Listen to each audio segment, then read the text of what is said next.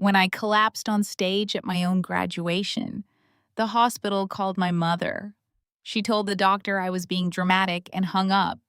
2 hours later, my sister posted a video from a yacht in Miami, raising champagne to the man who would later steal my identity. I wish I could say that was the moment I stopped loving her. It would make the story cleaner, wouldn't it? One cruel phone call, one hospital bed, one perfect breaking point. But the truth is uglier. When I woke up under the fluorescent lights of a Chicago hospital with an IV taped to my arm and a heart monitor blinking beside me, some stupid, loyal, wounded part of me still wanted my mother. The first thing I saw was the ceiling. The second was my graduation gown folded inside a clear plastic hospital bag on a chair beside the bed. My cap was crushed underneath it. The tassel twisted around the sleeve like someone had packed away the version of me who almost made it. For a few seconds, I could not remember what happened. Then it came back in pieces. The auditorium, the applause, the university president reaching for my hand, my name echoing through the speakers. Claire Whitman, Master of Science in Forensic Accounting. I remembered stepping across the stage in painful heels, thinking, I did it. After years of night classes, 80-hour work weeks, cheap dinners over spreadsheets, and weekends spent studying while everyone else lived, I did it. Then the room tilted. The last thing I remembered was the president's hand reaching toward me like it came from underwater. A nurse noticed I was awake and moved closer. She had kind eyes and tired shoulders. When I tried to speak, my throat felt like sandpaper.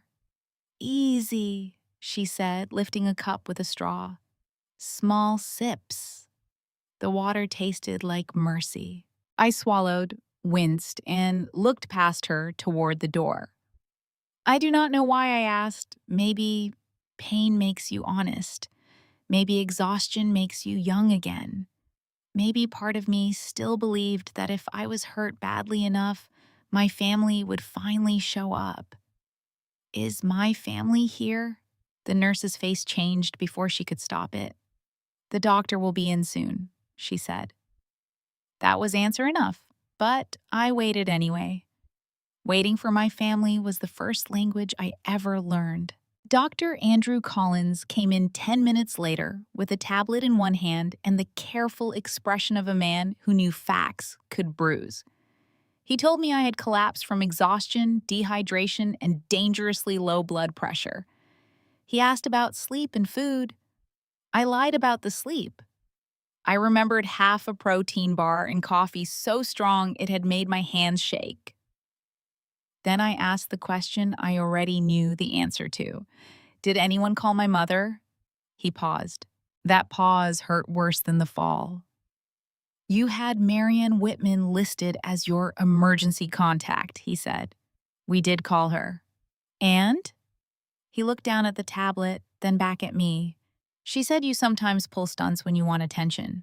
She said she was busy packing for a trip and ended the call.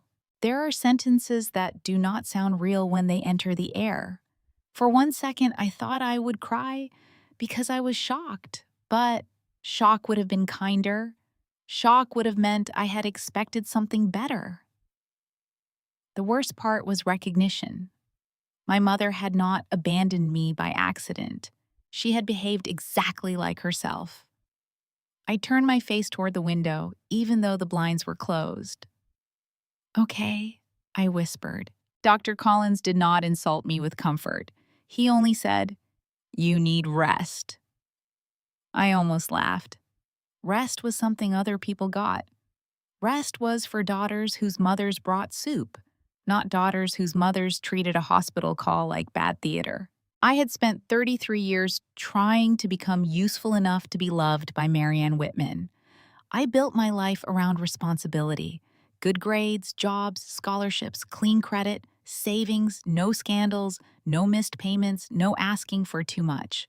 I thought if I became stable enough, quiet enough, impressive enough, my mother would finally see a daughter instead of an inconvenience. But Marianne never saw me that way. When I was 16, she forgot my birthday completely. I bought myself a grocery store cupcake after school and ate it sitting on the curb behind the store because I did not want to cry on the bus. That night, Sienna came home with a new phone because she was having a hard week. When Sienna left for college, Marianne handed her the keys to a new car with a red bow on the hood. When I left 2 years earlier, she told me, "You are smart.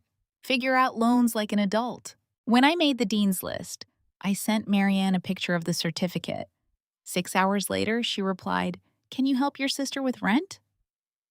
That was my family system in one text. Sienna needed. I provided. Sienna broke things. I fixed them. Sienna was delicate when she failed, gifted when she succeeded, misunderstood when she lied, and overwhelmed when she overspent. I was capable, which meant available. I was strong, which meant no one had to be gentle with me. Only my grandmother, Claire Whitman, ever treated me like I was allowed to be both strong and tired. Grandma Eleanor sent birthday cards with $20 bills inside, even when I knew she could barely spare them. Her handwriting shook more every year, but the message was always the same kind of blessing. "My smart girl, I am proud of you. Eat something warm. Call me when you get home." When I was little, I thought love was supposed to feel loud because Marianne made everything loud. But Grandma's love was quiet. Soup in a plastic container, a hand on my forehead when I had a fever, the porch light left on until I pulled into her driveway. She arrived that evening wearing her old navy Sunday coat and leaning hard on her cane. I learned later she had taken 2 buses across the city because she did not want to wait for a neighbor. Her silver hair had come loose and her cheeks were red from the cold. She looked smaller than I remembered, but when she saw me, her eyes filled with a fierceness that made me feel 8 years old and safe. "Oh, my baby," she said. No one had called me that in years. She came to the bed and took my hand. Her fingers were thin and cold, but her grip was steady. "I'm okay," I lied. "You are in a hospital bed," she said. "Do not waste your energy lying to an old woman." That was when I cried. Not dramatically, not beautifully. I just turned my face toward her hand and broke in a way that had been waiting a long time. Grandma did not ask where Marianne was. She did not ask why Sienna was not there. She knew. She had always known more than she said. She stayed until the nurse brought her a blanket, then dozed in the chair with one hand near the bed rail, as if I might disappear if she stopped touching the world beside me. Watching her sleep there, I understood something I had avoided naming for most of my life. Marianne had given birth to me, but Eleanor was the woman who made me feel like I belonged to someone. Later that night, while Grandma slept with her cane propped against the chair, I reached for my phone. I had dozens of notifications from classmates and coworkers. "Congratulations, are you okay? Saw what happened, call me. Proud of you, Claire." Nothing from my mother. I opened Instagram because pain makes people do stupid things. Sienna's story was the first circle at the top of my feed, glowing with that pink-orange ring like an open wound. I tapped it. Miami sunlight flashed over blue water and white fiberglass.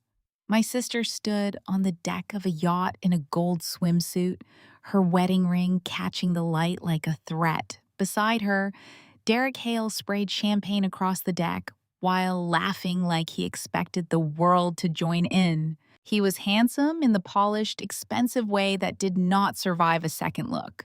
Perfect beard, 2 white teeth.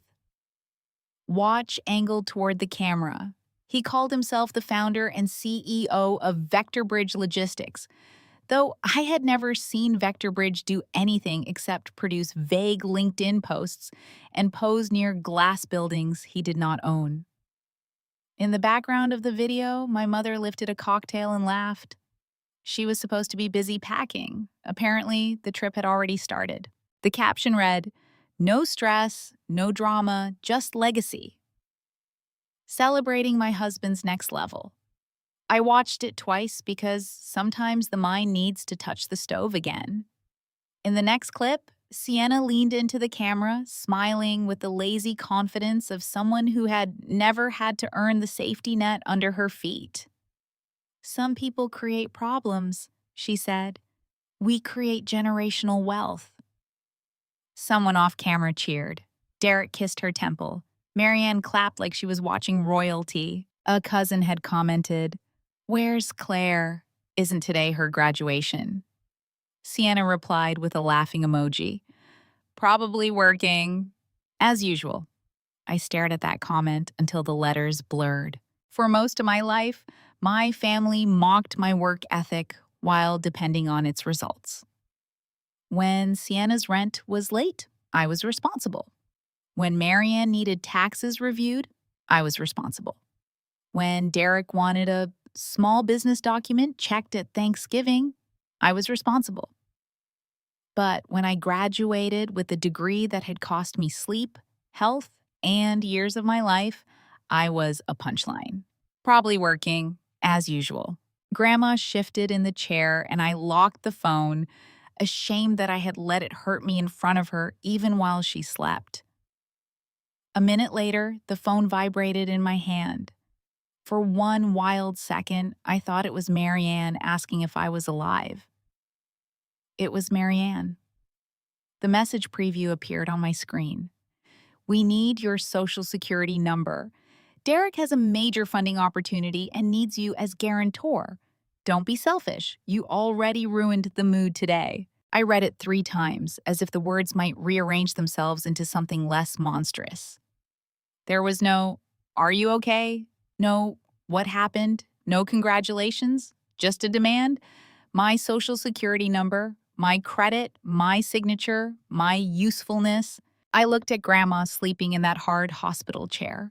Her coat still buttoned because she had rushed across Chicago to reach me. I looked at the IV in my arm, the monitor, the bag holding my graduation gown. Then I looked back at the message from the woman who had once told me I was difficult to love because I kept score. Maybe I did keep score. 16 birthdays, no cake. 4 years of college, no help, 2 degrees, no celebration, 1 hospital bed, no mother. And now, after all that, she wanted my identity handed over like a spare key. The funny thing is, my first feeling was not anger. It was humiliation, the kind that makes you feel stupid for ever hoping.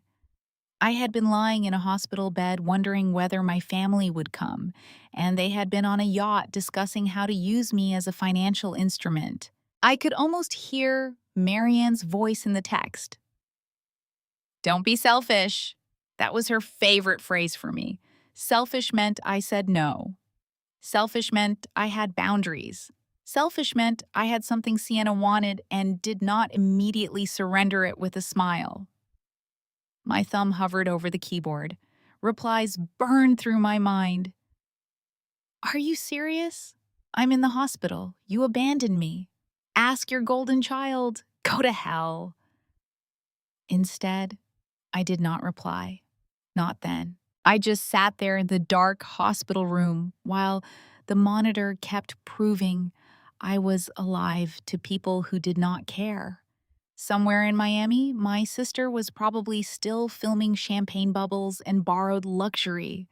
Derek was probably talking about expansion, capital, scale, and all the other words men use when they want debt to sound like destiny. And my mother, my actual mother, had looked at all of that and decided the missing piece was me. Not my presence, not my health, not my achievement, my credit score. That text was the first time I understood the truth without softening it. My mother did not care whether I survived. She only cared whether my financial profile did. She did not see my master's degree as something I had earned. She saw it as proof that I was responsible enough to exploit. She did not see my clean payment history as years of sacrifice. She saw it as unused family property. For years, I had tried to become valuable enough to be loved. That night, in the blue glow of my phone, I finally realized I had become valuable enough to be used. Grandma woke when she heard me crying. She reached for me and put her hand over mine. "Claire," she whispered, "whatever it is, you do not have to carry it alone." I wanted to believe her. I wanted to hand her the phone and collapse into being somebody's protected child, but Eleanor was 78. She had a paid-off brick bungalow and a heart too gentle for the daughter she had raised. Marianne had disappointed her for decades, and still, part of Grandma kept hoping the next cruelty would be the last. I locked the phone and placed it face down on the blanket. "It's nothing," I said. Grandma's eyes narrowed. "Nothing does not make you look like that." I looked away, because I knew something then, even if I could not yet see the whole shape of it. The message was not a simple request. Derek did not need a favor.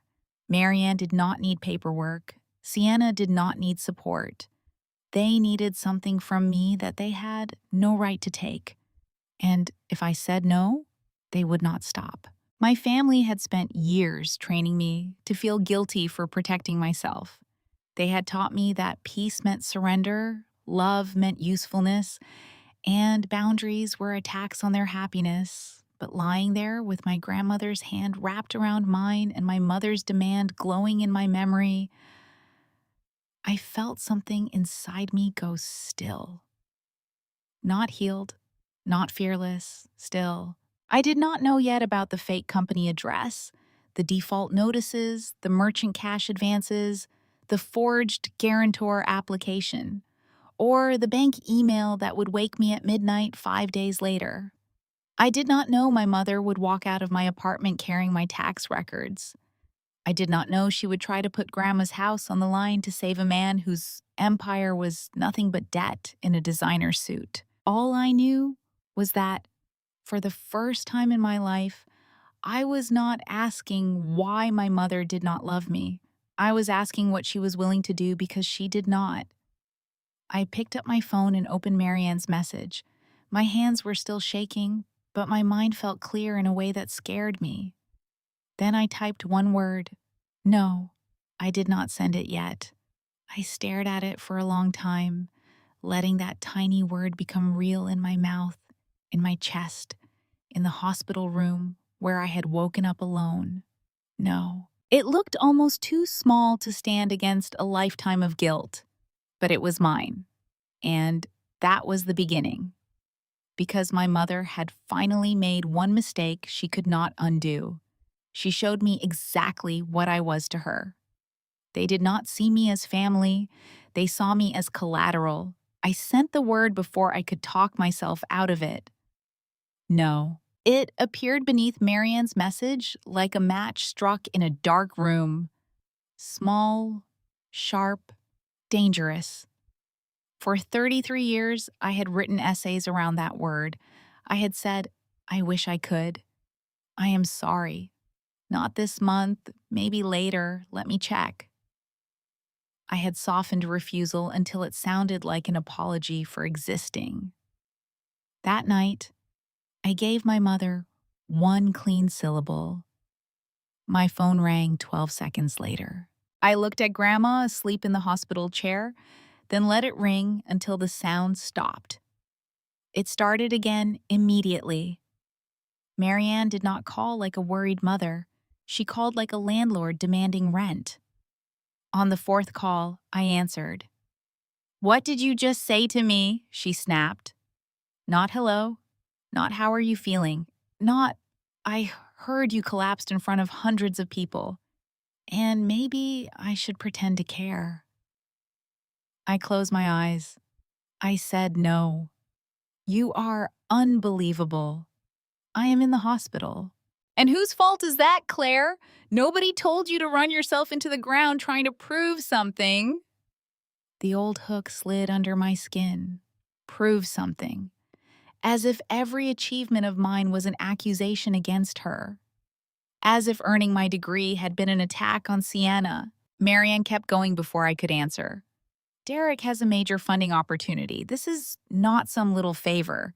This is a strategic expansion for Vector Bridge Logistics. A real business opportunity. Your sister's future is tied to this. My social security number is not a family coupon. Do not be vulgar. Then do not ask for it over text while I am hooked up to a heart monitor. You always make everything about yourself. I almost smiled. It hurt too much to be funny, but it was perfect.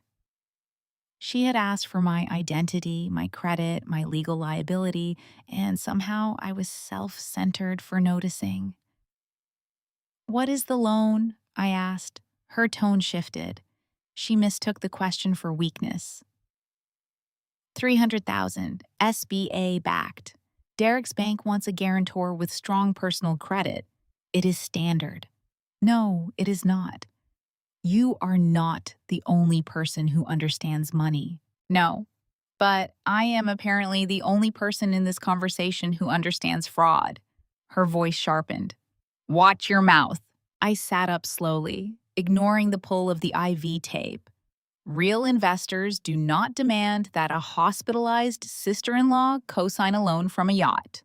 Real startups have payroll records, contracts, filings, product demos, revenue, or at least something more substantial than Derek using the word scale in every sentence.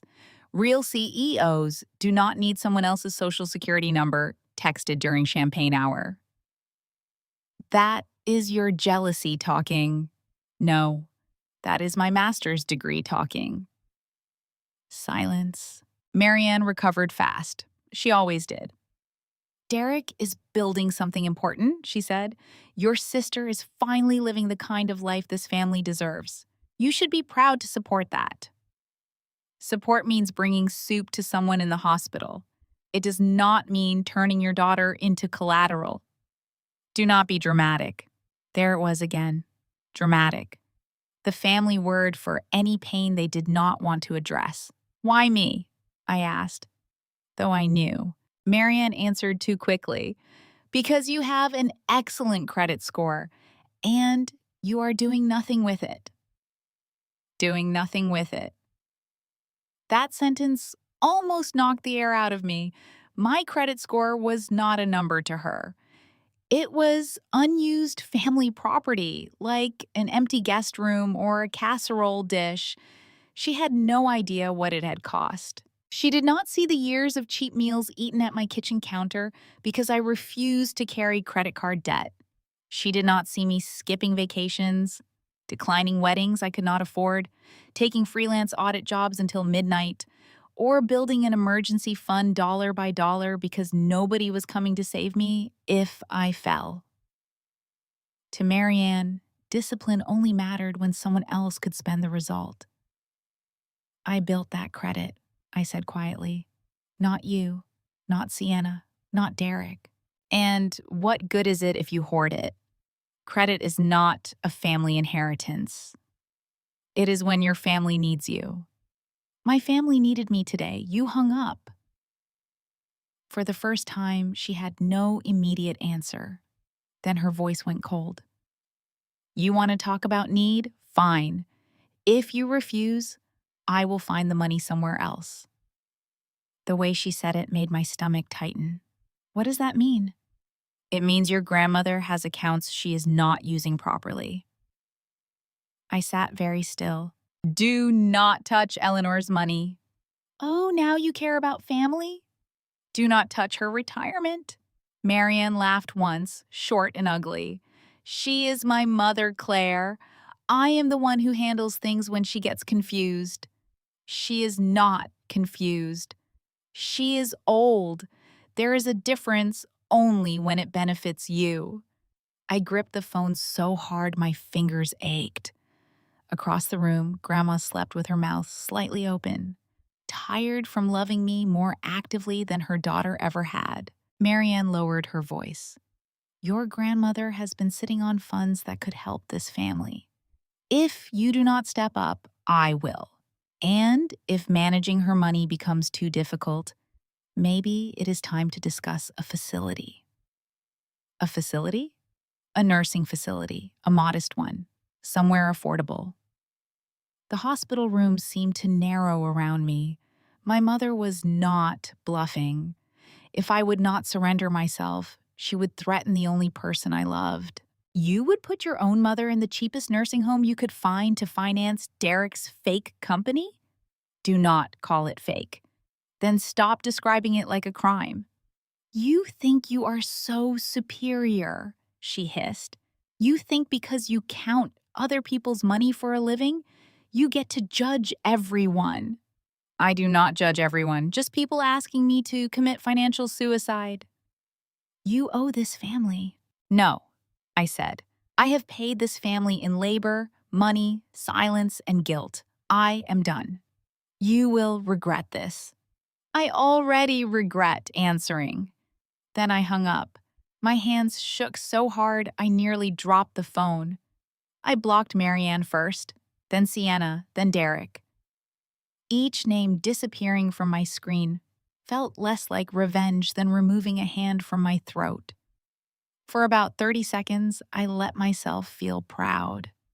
Then fear caught up, because blocking them did not make them safe. It only made them angry. Marianne had threatened Grandma's retirement with the calm of someone discussing dinner reservations. Derek was desperate enough to need my credit. Sienna was spoiled enough to believe the world owed her luxury. Together, they were not just cruel. They were dangerous. I waited until Grandma woke and convinced her to go home with a neighbor who had offered to pick her up. I promised I would rest. I lied gently this time. The moment she left, I opened my laptop. The hospital Wi-Fi was slow, but I had done forensic work under worse conditions. I propped the computer on the rolling tray beside the bed and searched Vector Bridge Logistics. That was the first time the story stopped being family drama and became an investigation. Derek's public image was impressive if you did not touch it. His website used words like innovation, disruption, freight intelligence, strategic logistics, and scalable infrastructure.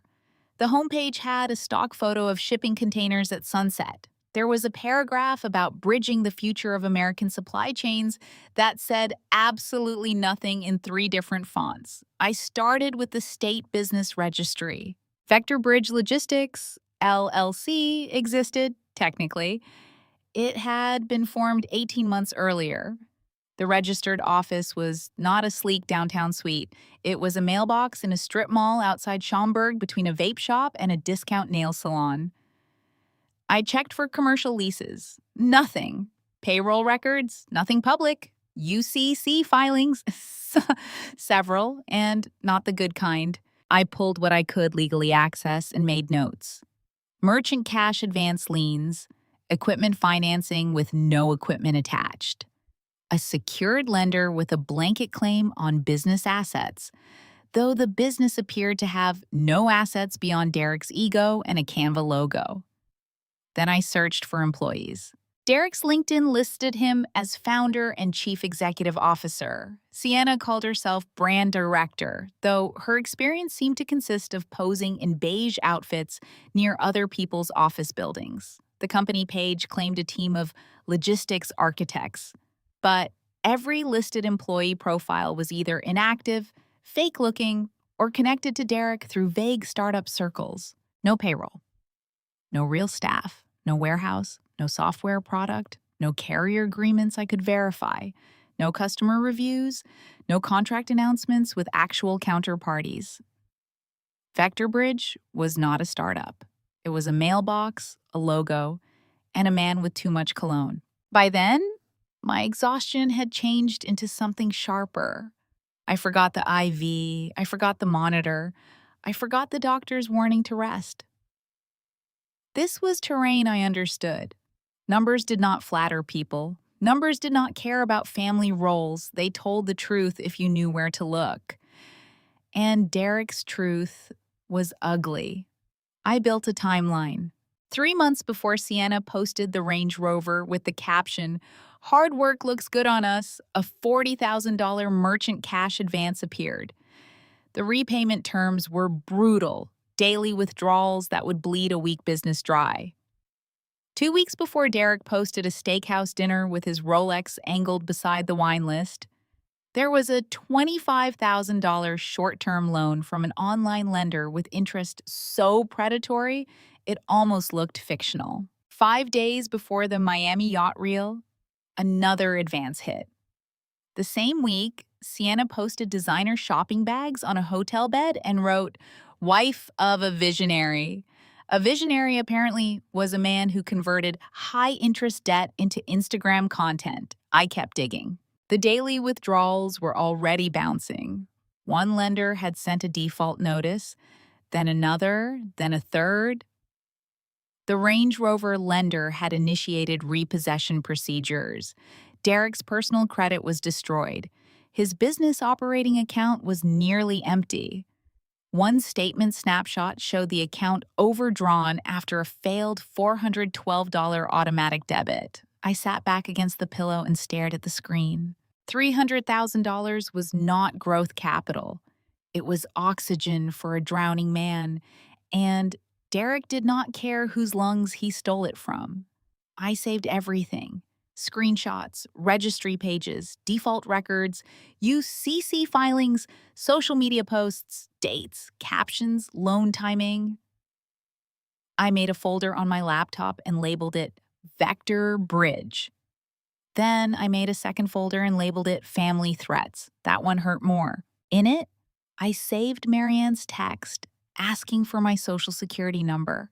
I typed notes from the call while the words were still fresh. Her mention of Grandma's accounts, her threat of a nursing facility, her claim that Derek needed me as guarantor. Every phrase mattered. Grandma insisted I come to her bungalow for soup before going home. I watched her move slowly around the kitchen and felt Marianne's threat crawl back into my mind. Your grandmother has accounts she is not using properly. A modest facility. Somewhere affordable. I wanted to tell Grandma everything, but I knew the truth would scare her. Eleanor had raised Marianne, and no matter how many times Marianne wounded her, part of her still looked for the little girl she remembered. So I only asked, "Has Mom been talking to you about money?" Grandma's spoon paused. "That woman is always talking about money." "Specifically your accounts?" "She says I should consolidate things, make it easier for her when the time comes." The time comes. Marianne even made theft sound like estate planning. "Do not sign anything she brings you," I said. Grandma turned toward me. Her expression softened. "Claire." "I mean it. Nothing. Not medical forms, not bank forms, not convenience paperwork. If she brings anything, you call me first." "Is she in trouble?" I thought of Derek on the yacht, champagne exploding over the deck, while debt closed around him like water. "Yes," I said, "but she does not know how much." Grandma lowered herself into the chair across from me. "Is she going to hurt you?" I reached across the table and took her hand. "Not if I can help it." That night, back in my Logan Square apartment, I reviewed everything again. My home was small, careful, and quiet. Derek would have mocked it. Sienna would have called it sad. Marianne would have said I lived that way because I lacked ambition. They were wrong. I lived small because I understood consequences. Every bill paid on time, every document organized, every account monitored. My life was not glamorous, but it was mine. At least I thought it was. Before bed, I placed fraud alerts on my credit files, changed passwords, and saved backup copies of the Vector Bridge folder to an encrypted drive. I told myself I had cut off the threat before it reached me. I told myself Marianne would scream, punish, gossip, and eventually find another way to rescue Sienna's fantasy without my signature. That was my mistake. I still believed my mother needed permission to use me. The next morning, Sienna called from a blocked number. I knew it was her before she spoke because I heard traffic, wind, and the faint clink of glass in the background. Miami had not ended for them. "Claire," she said, already crying, "why are you doing this to me?" I leaned against the counter. "Doing what?" "Destroying my marriage." I did not take out Derek's loans. "You are jealous." There it was. The sacred family diagnosis. Jealousy explained everything they did not want to examine. If I questioned Derek, I was jealous. If I refused Marianne, I was jealous. If I protected myself, I was jealous. It was easier for Sienna to believe I wanted her life than to admit her life was built on borrowed money and curated angles. "I do not want your marriage," I said. "You cannot stand that he chose me." "Sienna, your husband is broke." She gasped like I had slapped her. "He is building a company. He is stacking debt. You do not understand entrepreneurship." "I understand default notices." The crying stopped. For a moment, I heard only wind. "What are you talking about?" I should have stopped there. I should have kept my evidence quiet, but some part of me still wanted to save her from the cliff she was dancing beside. That is the embarrassing truth. Even then, even after everything, I tried to warn my sister. "Ask Derek about the merchant cash advances," I said. "Ask him about the daily withdrawals bouncing. Ask him about the Range Rover lender." "You are lying." "Ask him. You are obsessed with us." "No. I am tired of being selected as the person who cleans up after you." Sienna's voice hardened in a way that sounded exactly like our mother. "Mom was right about you. You are miserable, and you want everyone else miserable too." "No, I want my name off your disaster." She hung up. 10 minutes later, a text came from an unknown number. "Derek, you should be careful making accusations you cannot back up." I stared at it and felt my fears settle into something almost calm. I replied, "I can back up every word." He did not answer. That should have been the end of their scheme. They asked, I refused, I investigated, I warned them. Any reasonable person would have backed away from someone who knew too much. But my family had never respected reason. They respected leverage. And in their minds, I was still the girl buying her own birthday cupcake behind the grocery store, still hoping someone would come looking. They did not understand that hope had limits. By the end of that week, I knew 3 things for certain. Derek's company was fake. Sienna's luxury was debt-wearing perfume. And Marianne was desperate enough to sacrifice anyone except the daughter she actually loved. The $300,000 loan was not for expansion. It was not for investors. It was not for growth, logistics, strategy, or family legacy. It was a sinking ship, looking for a body to tie to the anchor. And they had chosen me. 2 days after I was discharged from the hospital, I learned that saying no to my family did not end the war. It only changed the battlefield. My apartment in Logan Square had never looked smaller than it did that morning.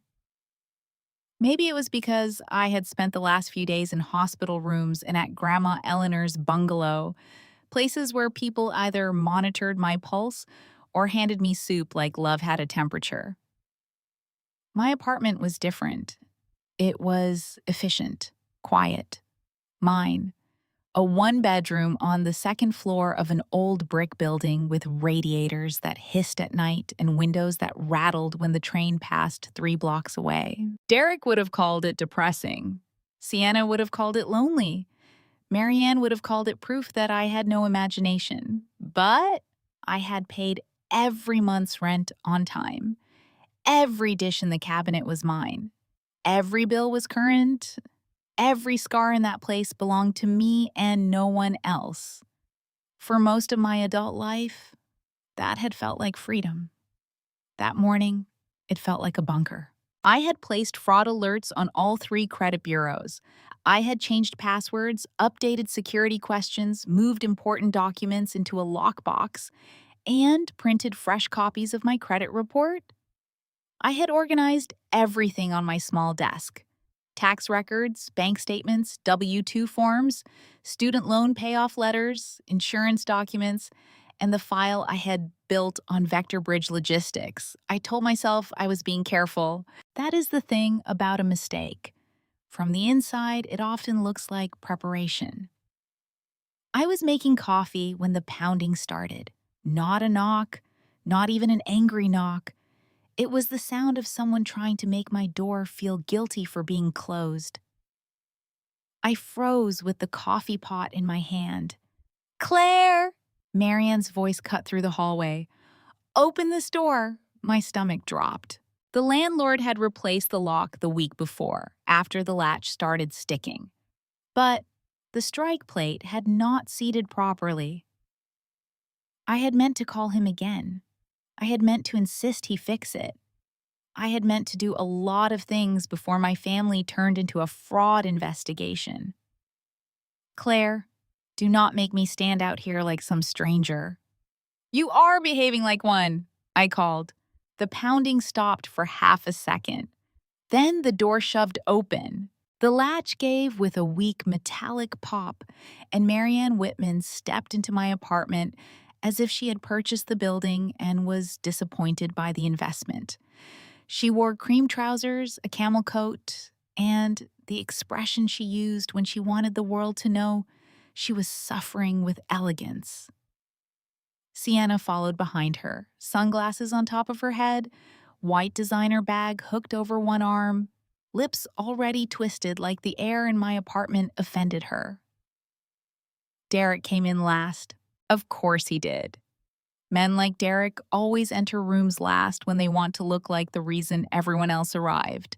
He wore an expensive navy suit, brown leather shoes, and a watch that had probably been financed at a worse rate than most cars. He looked rested, glossy, and furious in the controlled way of someone used to being admired and unprepared to be studied. I set the coffee pot down before I dropped it. "Get out." Marianne ignored me and looked around the apartment. "This is how you live?" Sienna gave a small laugh. "It smells like black coffee and loneliness." Derek smiled without warmth. "I have seen junior analysts with better setups than this." I looked at him. "And I have seen shell companies with more substance than yours.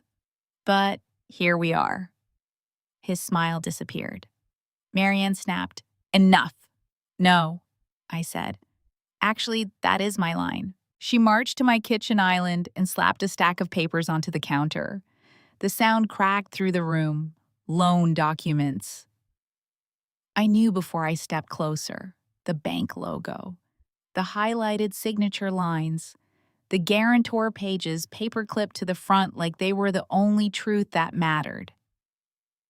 Derek reached into his jacket and placed a gold pen on top of the stack. A gold pen. That was the moment I almost laughed.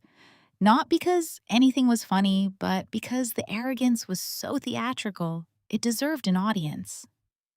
They had broken into my apartment to bully me into financial ruin, and Derek had brought a prop. Marianne pointed at the papers. "You are going to sign." "No, I am not." Sienna removed her sunglasses slowly. "Claire, please do not do this whole performance.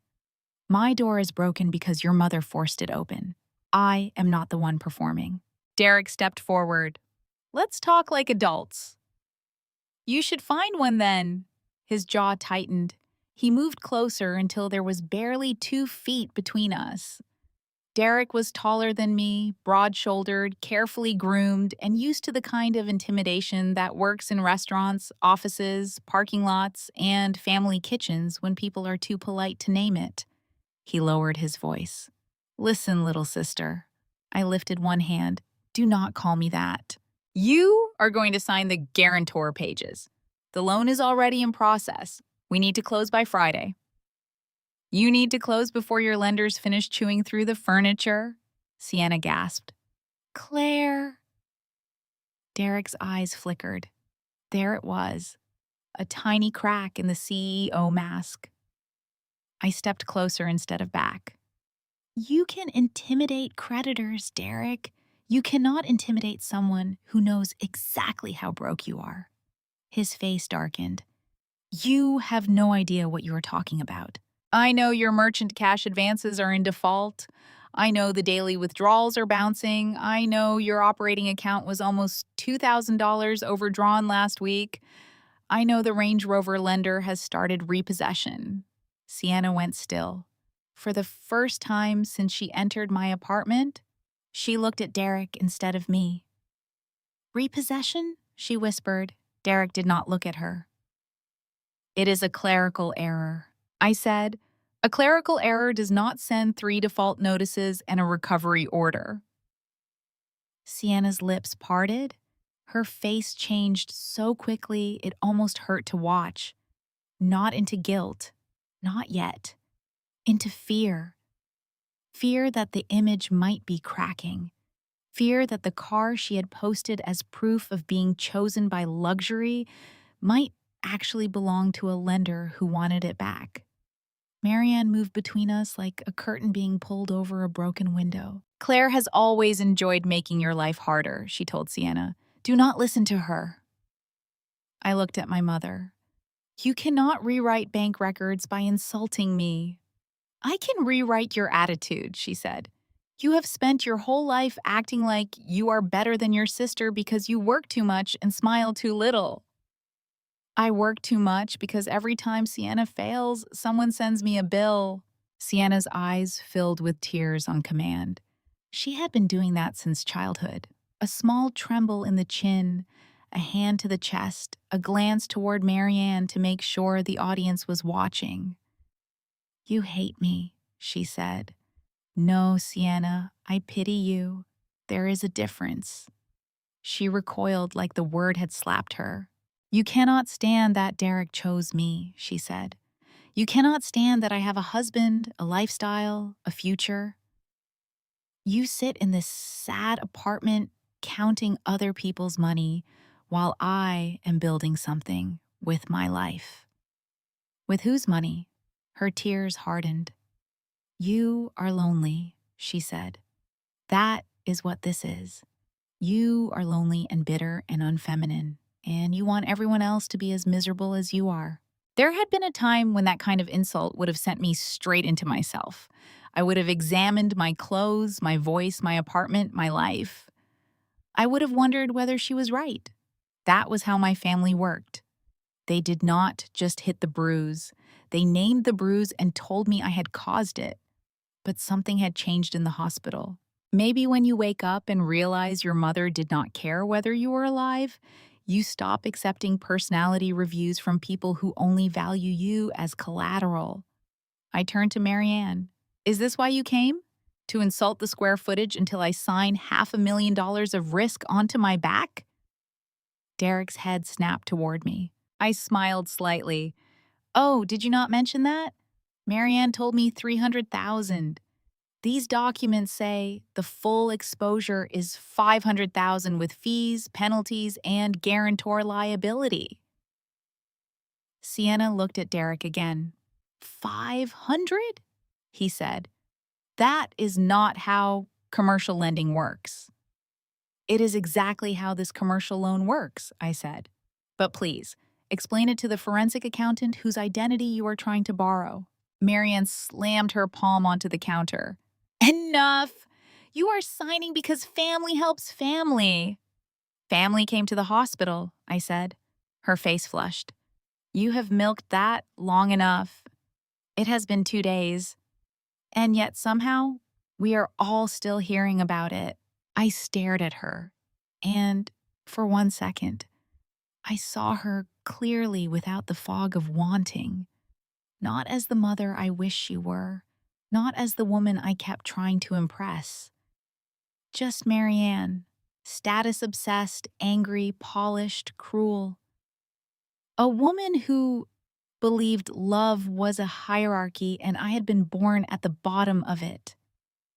You told the doctor I was dramatic. You are dramatic. You hung up. I was overwhelmed. You were on a yacht. Sienna made a disgusted sound. Oh my God, Claire, are we really doing this? Mom deserved a break. I almost could not process the sentence. She deserved a break from my medical emergency? She deserved one nice weekend without you making everything heavy. There it was.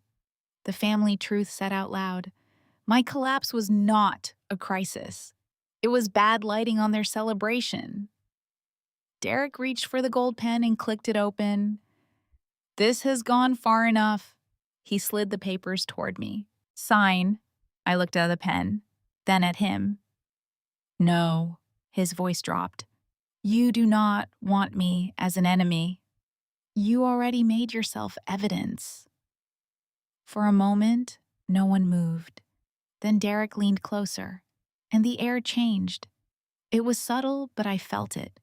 So did Marianne, because she did not stop him. So did Sienna, because she looked away. He was not going to hit me. Men like Derek rarely start there. He was going to make me feel the possibility of it. He was going to use his body as punctuation. I reached for my phone. What are you doing? Marianne asked. I unlocked the screen and dialed 911. I did not press call. I held it up so they could see the numbers.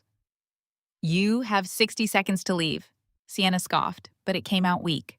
Derek stared at the phone. Claire, Marianne said carefully, do not be ridiculous. 50. You would call the police on your mother? I would call the police on 3 people who forced their way into my apartment with loan documents and threats. Derek's confidence flickered again. Police reports were paper trails. Paper trails were dangerous to men whose lives were built on fog. 40. Sienna grabbed Derek's arm. Let's just go. No, Marianne snapped. Yes, Derek said suddenly. That told me more than anything else. Derek did not want uniformed officers writing down his name, my name, the loan, the forced entry, and the word guarantor in the same report. He snatched the gold pen off the counter. This is not over. It usually is not when fraud is involved. He grabbed Sienna harder than necessary and pulled her toward the door. She stumbled in her heels, then turned back toward me with tears running down her face. You are ruining everything, she said. No, I said. I am refusing to be used to preserve it. She left with Derek. For one brief, foolish second, I watched them go and felt something like victory. That was why I did not see Marianne. She had lingered behind me, quietly, too quietly. My attention was on the doorway, on Derek's retreating shoulders, on Sienna's sobbing performance echoing down the hall. My phone was still in my hand. My thumb still hovered over the call button. My pulse was loud enough to blur thought. Behind me, my mother moved toward my small desk. The manila folder was sitting where I had left it that morning because I had been organizing everything after the fraud alerts. It was labeled with the current tax year. Inside were copies of my W-2s, bank statements, my full credit report, tax documents, signature samples, and forms containing my social security number. Everything a stranger would need to hurt me. Everything a mother would know how to use. I turned back just as Marianne straightened near the desk. Her handbag hung from her elbow, the flap resting against her coat. What are you doing? She looked at me with perfect calm. Looking at the life you think makes you superior. Leave. She walked toward the door. Slowly, no rush, no guilt. At the threshold, she paused and looked back at my apartment like it disgusted her. "You will come around," she said. "No, I will not." Her mouth curved slightly. It was not a smile of defeat. It was a promise. Then she left. I stood in the middle of my apartment, listening to her footsteps disappear down the stairs. The loan papers sat unsigned on the counter. The broken latch hung crooked on the door frame. My coffee had gone cold. I pressed the lock into place as best I could, dragged a chair under the knob like a college student in a bad movie, and finally let myself shake. Then I laughed once. I had done it. I had faced them.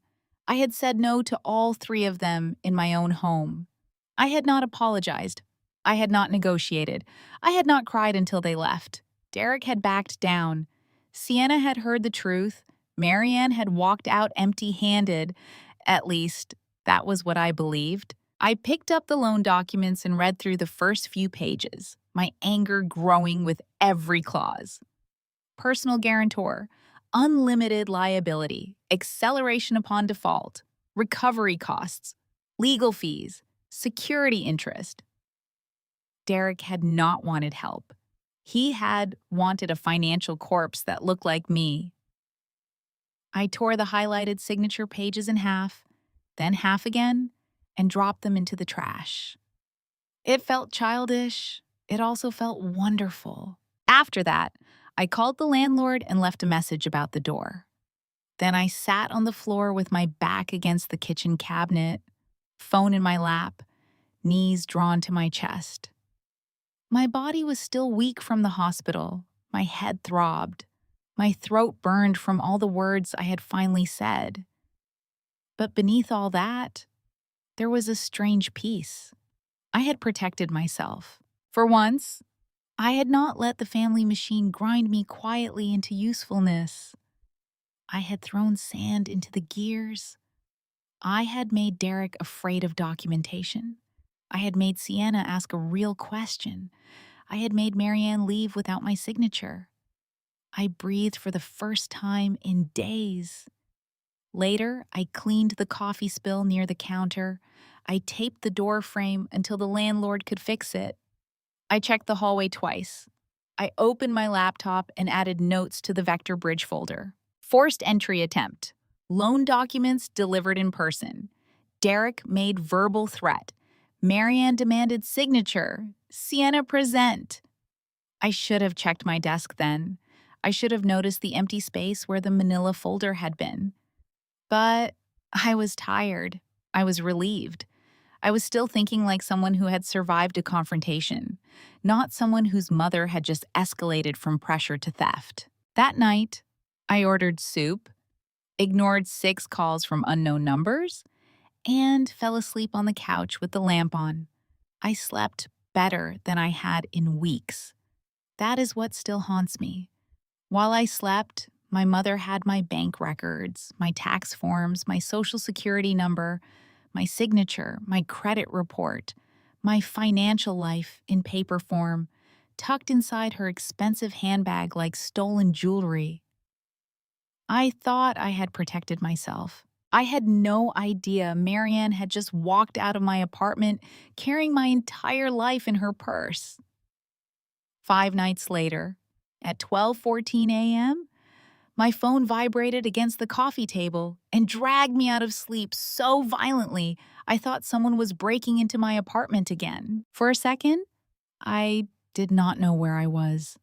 The lamp beside the couch was still on. My laptop was open but dark. A half-empty mug of tea sat beside a stack of printed credit reports. The chair was still wedged under the front door because my landlord had fixed the latch badly, then promised to circle back with a real repair. My body had been begging for rest since the hospital, but fear had turned my apartment into a place where sleep came in pieces. The phone buzzed again.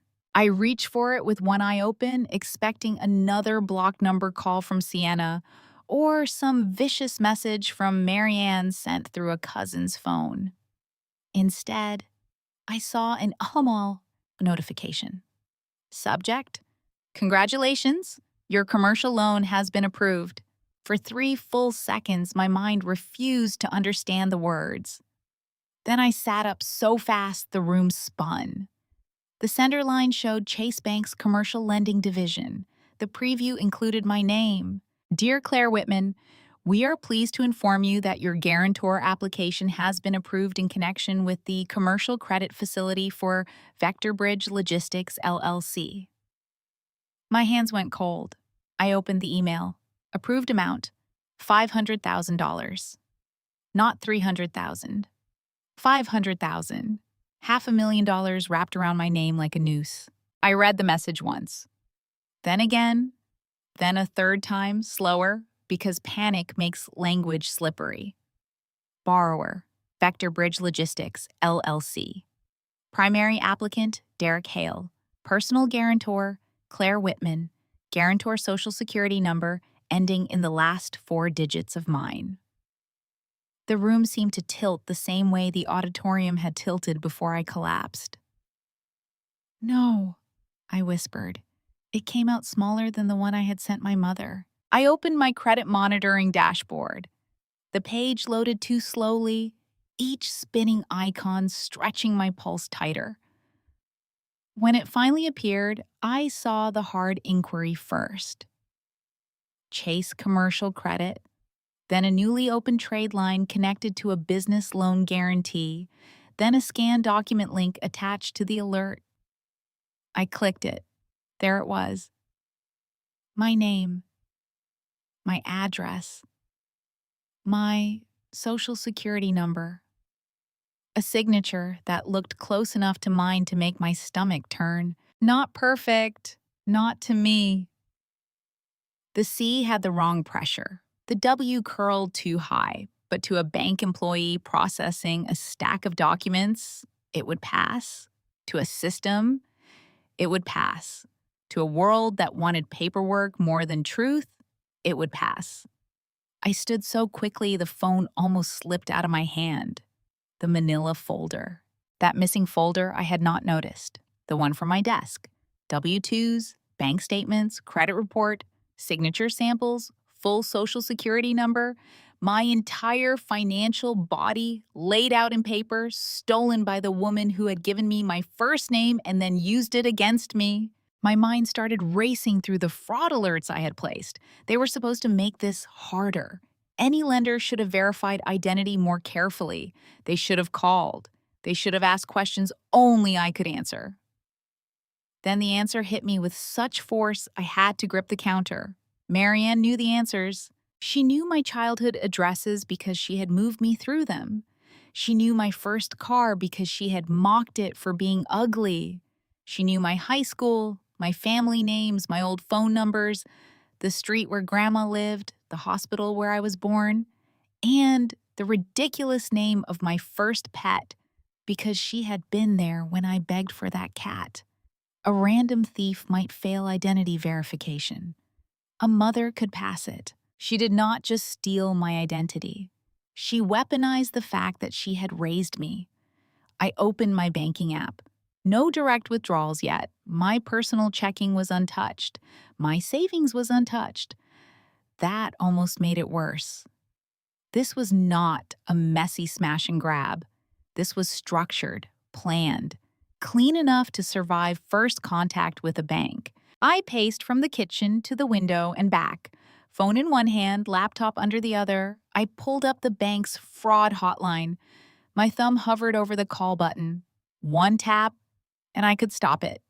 At least, that was what the frightened part of me believed. I imagined the conversation. I would report the forged guarantor application. The bank would freeze the loan or mark it for review. Marianne would cry and claim I had agreed verbally, then changed my mind because I was jealous of Sienna. Derek would say I had reviewed the documents and participated in the process. Sienna would sob about family conflict. The bank would call it disputed consent. Local police would hear the word mother and the word sister and quietly file it under family drama.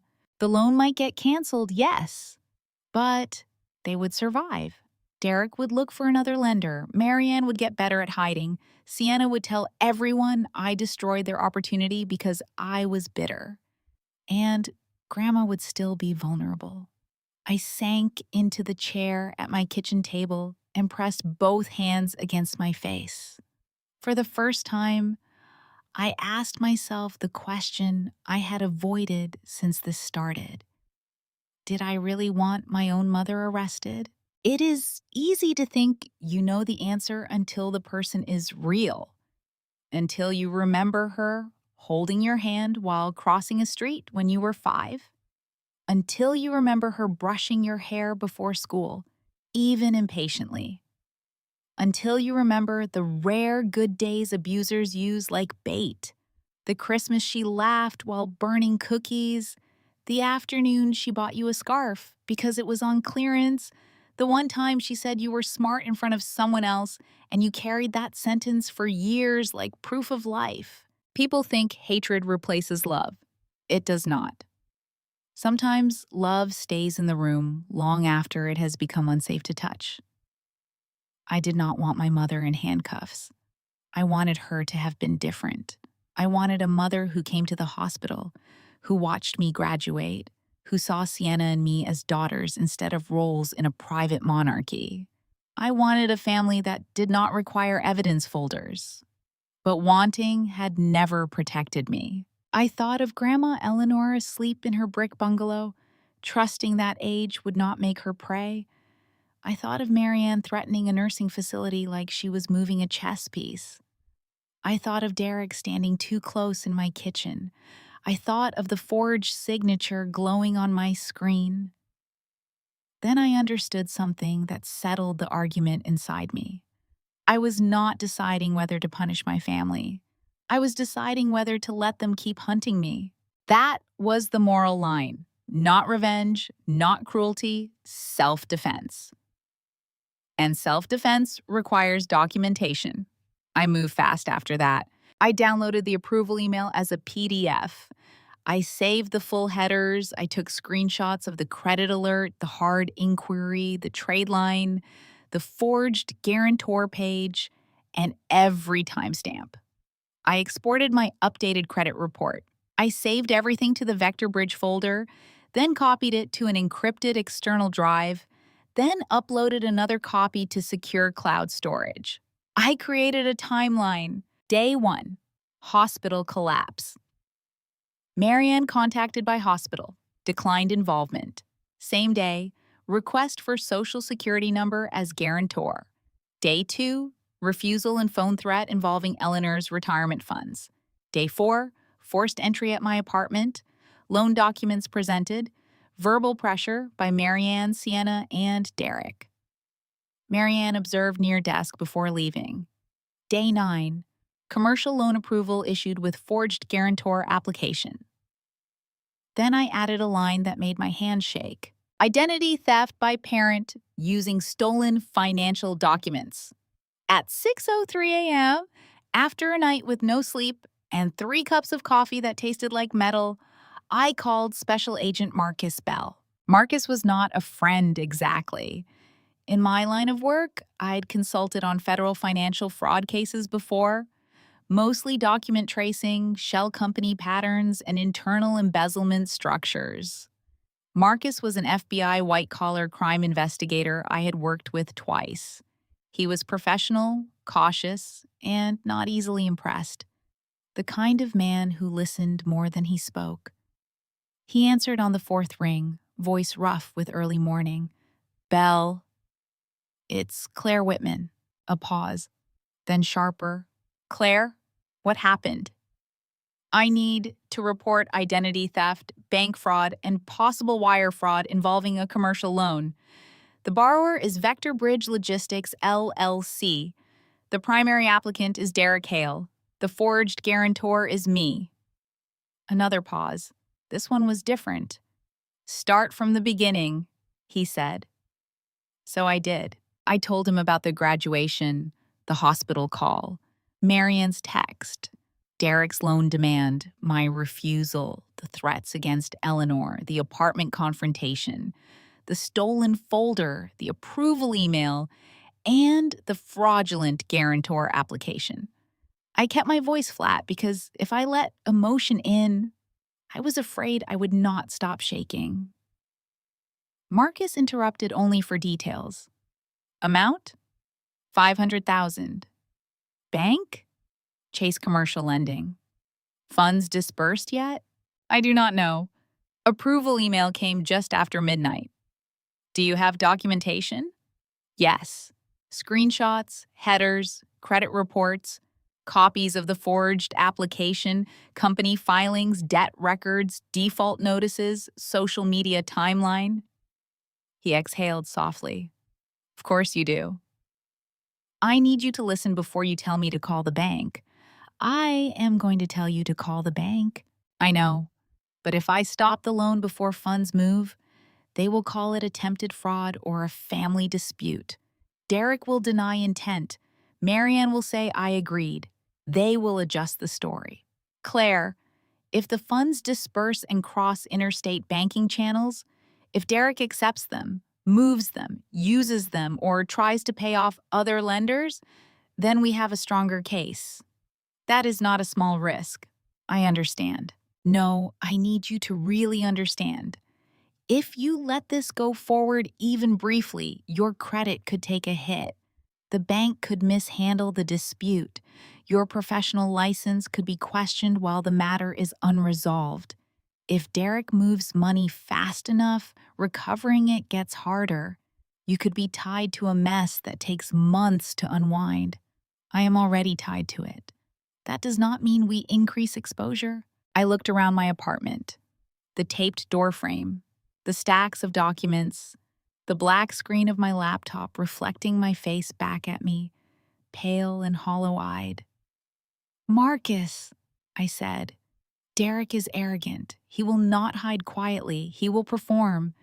He will pay off the loudest creditors first because he wants to keep the image alive. He will leave a trail because men like him think confidence is camouflage. Marcus was silent. I kept going. And my mother threatened my grandmother's retirement. If I stop this too early, they will pivot to her. I need them caught in a way they cannot explain away. You are asking me to monitor a live fraud while you remain exposed. I am asking you to escalate it before my family destroys an old woman. That landed. When Marcus spoke again, his voice had changed. Send me everything through the secure portal. Do not contact Derek. Do not contact your mother. Do not warn your sister. Do not move money in or out of any account connected to this until I tell you. And Claire? Yes? You are not running this case. I almost smiled even then. Understood. I mean it. I understand. No, you document. You preserve. You stay safe. You let us do our job. I looked at the forged signature on my screen. Then do it fast. By noon, I had uploaded the evidence. By early afternoon, Marcus confirmed receipt. By evening, he told me the case had been escalated and coordination had begun with the bank's fraud and security team. The funds had not yet moved. Then, they did. The wire cleared 46 hours after the approval email. $500,000 entered an account controlled by Derek Hale and Vector Bridge Logistics. I was sitting at my kitchen table when Marcus called. Funds landed, he said. My mouth went dry. Can you see movement? Not yet, but we are watching. Watching. That became my life for the next 2 days. I went to work because not going would give my family power over my routine. I sat in meetings and answered questions about vendor risk, while my own identity was tied to a commercial fraud. I reviewed spreadsheets while imagining Derek refreshing his bank account with shaking hands. I ate nothing but toast and coffee. I slept with my phone under my pillow. Every unknown number made my stomach clench. Every email notification felt like a gunshot. I expected Derek to brag first. I expected Sienna to post a champagne story. I expected Marianne to find some way to make the money sound like moral victory. What I did not expect was my mother's call. It came Thursday afternoon from a number I did not recognize. I almost ignored it, but something about the timing stopped me. Marcus had told me not to contact her. He had not told me not to answer if she handed me evidence. I connected the call and started recording on my laptop. Hello? Marianne's voice slid through the speaker, warm with triumph. Well, she said, I hope you have learned something from this. My pulse slowed in a strange way. The body sometimes recognizes danger by becoming very calm. Who is this? Do not play stupid with me, Claire. What do you want? I want you to understand that the world does not stop because you say no. Derek secured his funding, $500,000. Sienna is shopping for the celebration dinner as we speak. Your little tantrum accomplished nothing. I closed my eyes. There it was. Admission in the shape of gloating. How did he get approved? I asked softly. His finances are destroyed. Marianne laughed. Because some of us know how to handle business.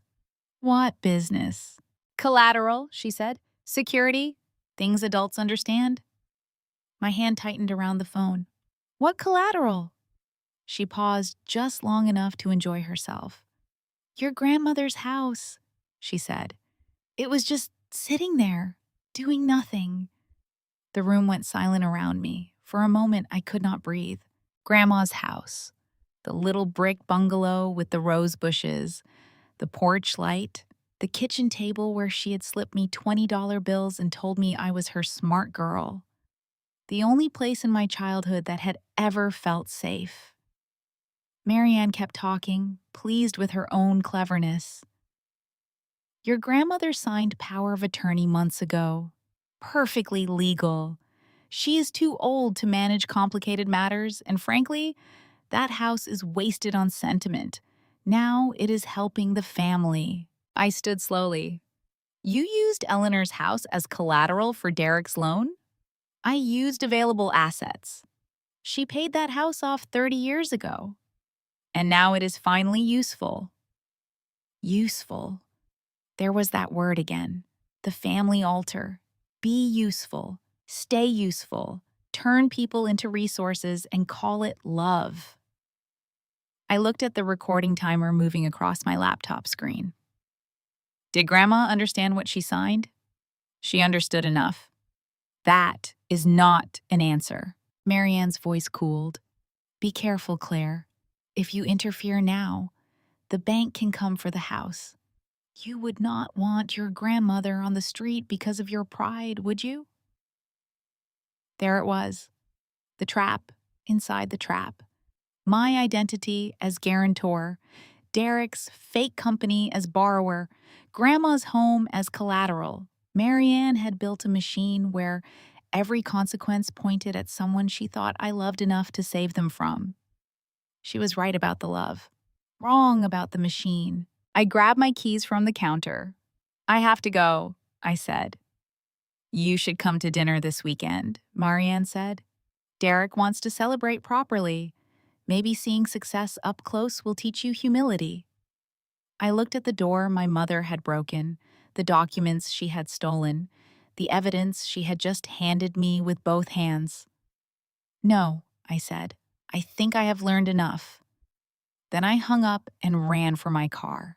I thought the trap was set. Then my mother told me she had dragged my grandmother's house into it. I do not remember most of the drive to Grandma Eleanor's house. I remember fragments, the hard slap of my palm against the steering wheel when a delivery truck cut across Milwaukee Avenue, the red light that seemed to last a full year, the smell of old coffee in my cup holder, the way my mother's voice replayed through my head, smooth and proud and poisonous. Your grandmother's house. It was just sitting there, doing nothing. That house was not doing nothing. That house had held me when my own home felt like a courtroom. It had porch steps where I had eaten popsicles as a child, while Grandma trimmed rose bushes in the yard. It had a kitchen window that fogged up every winter because she always kept soup simmering on the stove. It had the little guest room with yellow curtains where I slept after my first college rejection letter, my first breakup, my first panic attack, and the Thanksgiving Marianne told everyone I was too sensitive to be successful. That house was not an asset. It was the only place in my family where love had not come with an invoice. And Marianne had looked at it and seen collateral. By the time I reached the narrow street outside Grandma's bungalow, my shirt was sticking to my back. I parked too fast, leaving the car crooked against the curb, and ran up the front walk. The rose bushes were bare from the season, their branches dark and thorny against the brick. The porch light was on even though it was afternoon. Grandma always turned it on early when she was worried. I knocked once, then opened the door with my key. "Grandma?" "In here, baby." Her voice came from the living room, thin and frightened. I found her sitting in the floral armchair beside the window. Her cane leaned against the side table. Her reading glasses sat crooked on her nose. In her lap was a formal bank notice, the kind printed on heavy paper with language designed to make ordinary people feel small. Her hands were shaking. She looked up at me, and I saw fear in her face that I had never wanted to see there. Not from age, not from sickness, from betrayal. "Claire," she whispered, "why does this bank say my house is tied to a commercial loan?" I crossed the room and knelt in front of her, so fast my knees hit the carpet hard. "Let me see." She handed me the letter. My eyes moved over the page, catching the words I had dreaded. Security interest, real property, supporting collateral, power of attorney, commercial credit facility, Vector Bridge Logistics, LLC. There was Derek's company name sitting beside my grandmother's address like a stain. Grandma touched my wrist. "I paid this house off before you were born." "I know. Your grandfather worked double shifts for this house." "I know, Grandma. We never borrowed against it. Not once. He said a paid-off roof was better than money in the bank." Her voice cracked on the word roof. I held her hands between mine. They were cold. "Listen to me," I said. "You are not losing this house. But the letter, you are not losing it. Not to a bank, not to Derek, not to my mother, not while I am breathing." She stared at me like she wanted to believe me, but was afraid hope might punish her. I sat on the coffee table across from her and forced my voice to stay calm. "I need you to tell me exactly what happened. Mom said you signed a power of attorney months ago." Grandma's face folded inward. "I did sign papers," she said, "after my hip surgery." "At the rehab facility?" She nodded slowly. "Your mother came late. I remember being surprised because she usually visited during lunch if she came at all. It was raining. She had a folder and kept saying she did not have much time." I felt my stomach tighten. "Were you on medication?" "Yes. The pain medicine made me floaty. I hated it. I could not keep track of things." She pressed one trembling hand to her forehead. "Marianne said the papers were for hospital billing, medical access, emergency decisions. She said if something happened, she needed authority to talk to doctors and insurance people." "Did she say anything about money?" Grandma closed her eyes. "Maybe. I do not know. She talked fast. She always talks fast when she wants me confused." That sentence hurt because it was so clear. "What did you sign?" She turned the pages for me, pointed to the lines. I remember saying I wanted to read them later, and she got upset. She said, "Mom, please do not make this difficult. I am trying to help you." My jaw clenched. "She guided my hand on one page," Grandma whispered. The room went quiet except for the old wall clock ticking above the mantel. "She guided your hand?" I was tired, she said, and tears spilled down her cheeks. I was so tired, Claire. My hip hurt. My head was cloudy. I trusted her. I moved from the coffee table to the arm of her chair and wrapped my arms around her carefully, afraid she would break. You were recovering from surgery, I said. You did nothing wrong. She is my daughter. I know. I keep thinking there must be some part of her that still knows I am her mother. I closed my eyes. That was the cruelest thing about people like Marianne.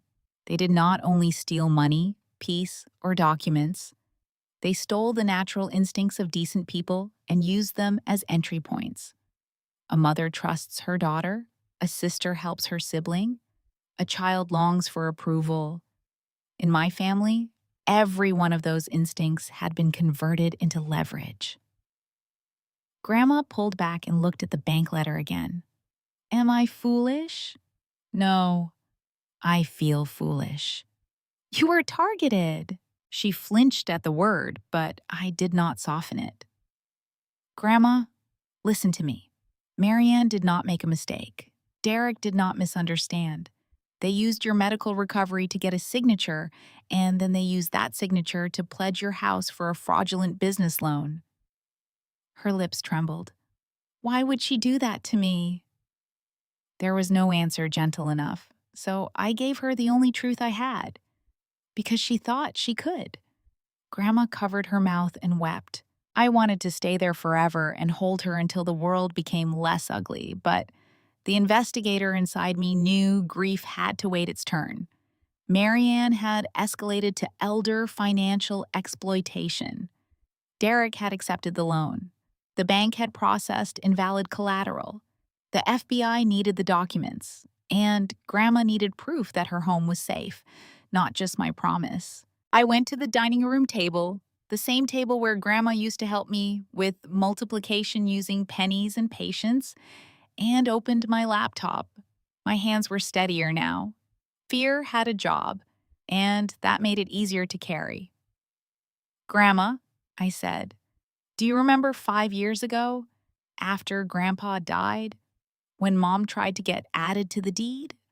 Grandma wiped her face with a tissue. I remember everyone arguing. I almost smiled. That was one way to describe it. 5 years earlier, Marianne had arrived at this same house with a lasagna, flowers, and a folder of legal documents. That should have been warning enough. My mother did not bring casseroles unless she wanted something. Grandpa had been gone 6 months. Grandma was grieving in that quiet, exhausted way where even making tea felt like a decision. Marianne had started using words like probate convenience, family planning, and simplifying the future. She told Grandma it would be easier if her name were added to the deed, just in case, just to avoid hassle, just because that was what responsible families did. I had been suspicious before I read the documents. After I read them, I was furious. Adding Marianne to the deed would not merely simplify anything. It would give her ownership interest. It would allow her to borrow against the house, pressure Grandma, force decisions, or drag the property into her debts. When I confronted her in Grandma's kitchen, Marianne turned red and accused me of wanting control. You are tearing this family apart, she had said. No, I told her then. I am reading the paperwork. She hated that about me, the reading. After that fight, I took Grandma to a senior estate attorney named Linda Carver. I still remembered the office, blue chairs, framed lakefront photographs, and a receptionist who gave Grandma tea in a real cup. Linda explained everything slowly, respectfully, without making Grandma feel old or small. We set up an irrevocable trust. The house was transferred out of Grandma's personal name and into the trust. Grandma retained lifetime residency. She could live there for the rest of her life. I became trustee, not because I wanted control, but because Grandma asked me with tears in her eyes and said, You are the one who reads before signing. Marianne had raged for months when she found out. Eventually, she stopped mentioning it. I had mistaken that silence for defeat. Now, sitting at Grandma's table with the bank notice in front of me, I realized Marianne had not forgotten the house. She had simply found another route to it. I pulled up the trust documents from my secure file storage. Then I retrieved the printed binder from Grandma's old roll-top desk, where I had insisted she keep copies. Here, I said, bringing the binder to her chair. Grandma looked afraid of it. I opened to the property transfer page and placed it on her lap. The house is not in your personal name anymore, I said. It belongs to the Claire Whitman Irrevocable Residence Trust. You have the right to live here for life. I am the trustee. That means Mom's power of attorney over you personally does not give her authority to pledge this house. Grandma blinked. She cannot take it? No. The bank cannot? They can try to make noise, but the collateral pledge is invalid because Marianne pledged property you did not personally own and did not have authority to encumber. The trust owns it. You are protected. She stared at the page, then at me. Say it plainly. I took her hands again. Grandma, your house is safe. The sound she made then was not quite a sob.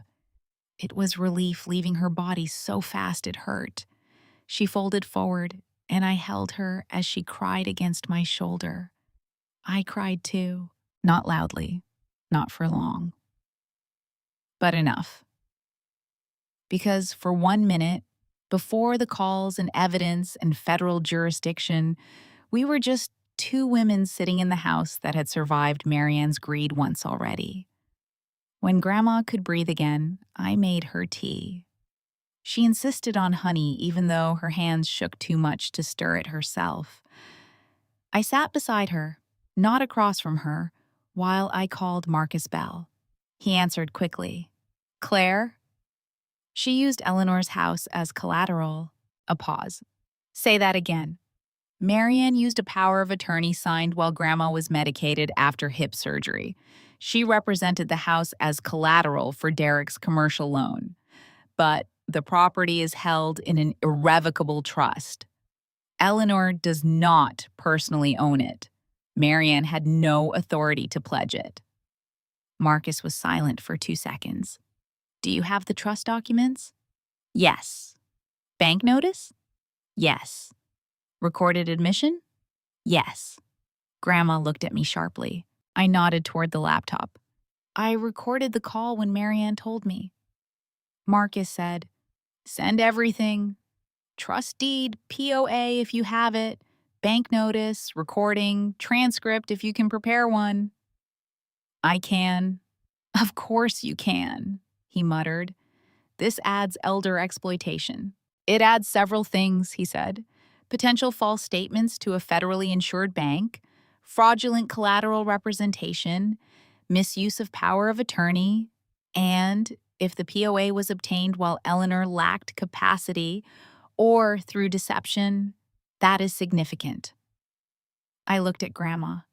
She sat with both hands around her teacup, staring at the floor like a woman reviewing every time she had trusted her own child. Marcus, I said, I want the bank notified that the collateral is invalid, but not in a way that tips off Marianne before you are ready. We are already coordinating. The accounts are under review. Derek has the funds. Not freely. There are holds and flags now. He tried to move money this morning. My pulse jumped. Where? 50,000 to one short-term lender. Another smaller transfer to an account connected to a luxury auto payment. Both flagged. Despite everything, I almost laughed. Of course, Derek's first instinct after receiving stolen money was to feed the image machine. Can you freeze everything? We are moving that direction. I cannot give you every operational detail. I know. No, Claire. I need you to hear me. You have enough. Do not push them. Do not confront them alone. Do not try to stage anything. I looked at the bank notice on Grandma's lap. They invited me to dinner. What dinner? Celebration dinner. This weekend, downtown restaurant. Marianne said Derek wants to celebrate properly. Marcus went quiet again. Then he said, "Do you want to attend?" "No." That was fast. "I want to stay here with my grandmother and pretend my mother is not a criminal." But, they are going to perform success in front of half the family. They are going to make the loan look legitimate. Marianne will use the crowd as protection. Derek will brag. Sienna will post. And if I do not appear, they will control the narrative before the warrants are ready. Claire, I am not saying I will act without you. You are thinking it. I am thinking they invited me to watch them win. That is useful. Marcus exhaled. I am going to regret knowing you. Probably. Send the invitation. Send everything. We will discuss next steps. After we hung up, Grandma studied my face. You are going to that dinner. I do not know yet. You do know. I leaned back in the chair and rubbed my eyes. I felt older than 33, older than the house, older than wanting my mother to love me. Grandma reached across the table and touched my arm. Do not go for revenge, she said.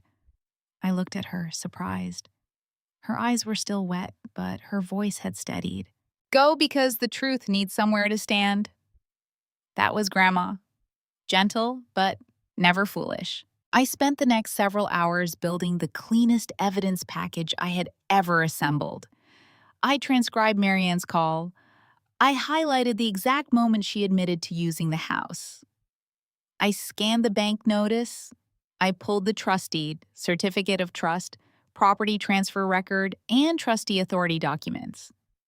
I wrote a clear timeline showing that Eleanor's personal power of attorney could not legally authorize collateral against trust property.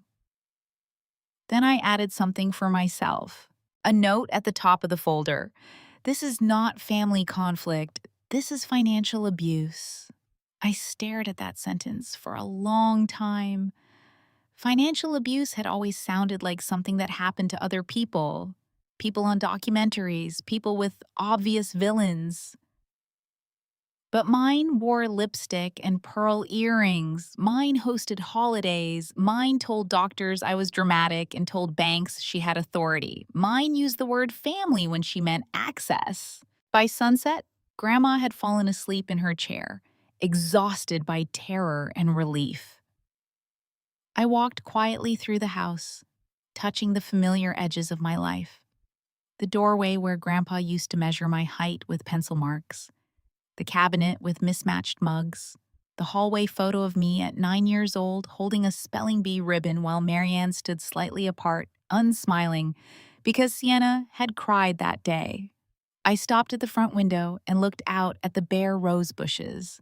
That was when my phone lit up. A digital invitation appeared from Sienna's account. Vector Bridge Logistics Expansion Celebration. Private dining room. Downtown Chicago. Cocktail formal, gold lettering, champagne icons. The whole thing looked like a wedding invitation for a company that did not exist.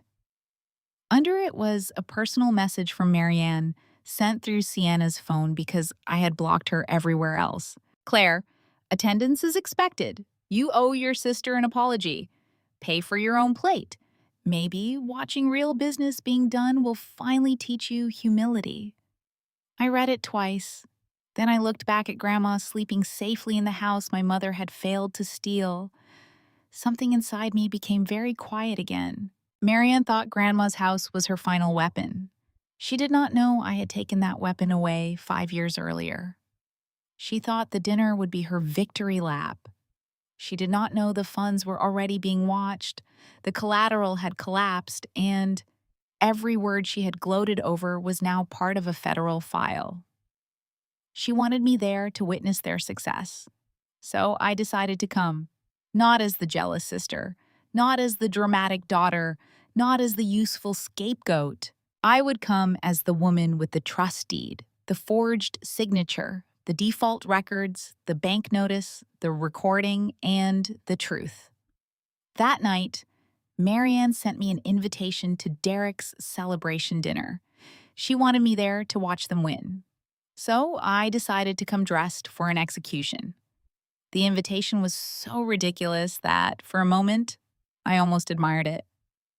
Vector Bridge Logistics Expansion Celebration. Gold lettering shimmered across a black background like Derek had hired a designer to make fraud look like a charity gala. Under the title was the name of an elite downtown Chicago restaurant I recognized immediately. Private dining room, cocktail formal, champagne reception, curated tasting menu. Valet included. It was not a dinner. It was a performance. Derek did not want to eat. He wanted witnesses. He wanted a room full of relatives, business acquaintances, and social climbers watching him stand at the head of a table and call borrowed money vision. Sienna wanted photos under chandeliers. Marianne wanted applause for choosing the winning child. And they wanted me there for the same reason my family had always wanted me present at their celebrations. Not because they loved me, because humiliation was more satisfying with an audience. Marianne's message under the invitation made that clear. Claire, attendance is expected. You owe your sister an apology. Pay for your own plate. Maybe watching real business being done will finally teach you humility. I sat at Grandma Eleanor's dining room table and read it while the house settled around us in its familiar evening noises. The radiator clicked, the wall clock ticked.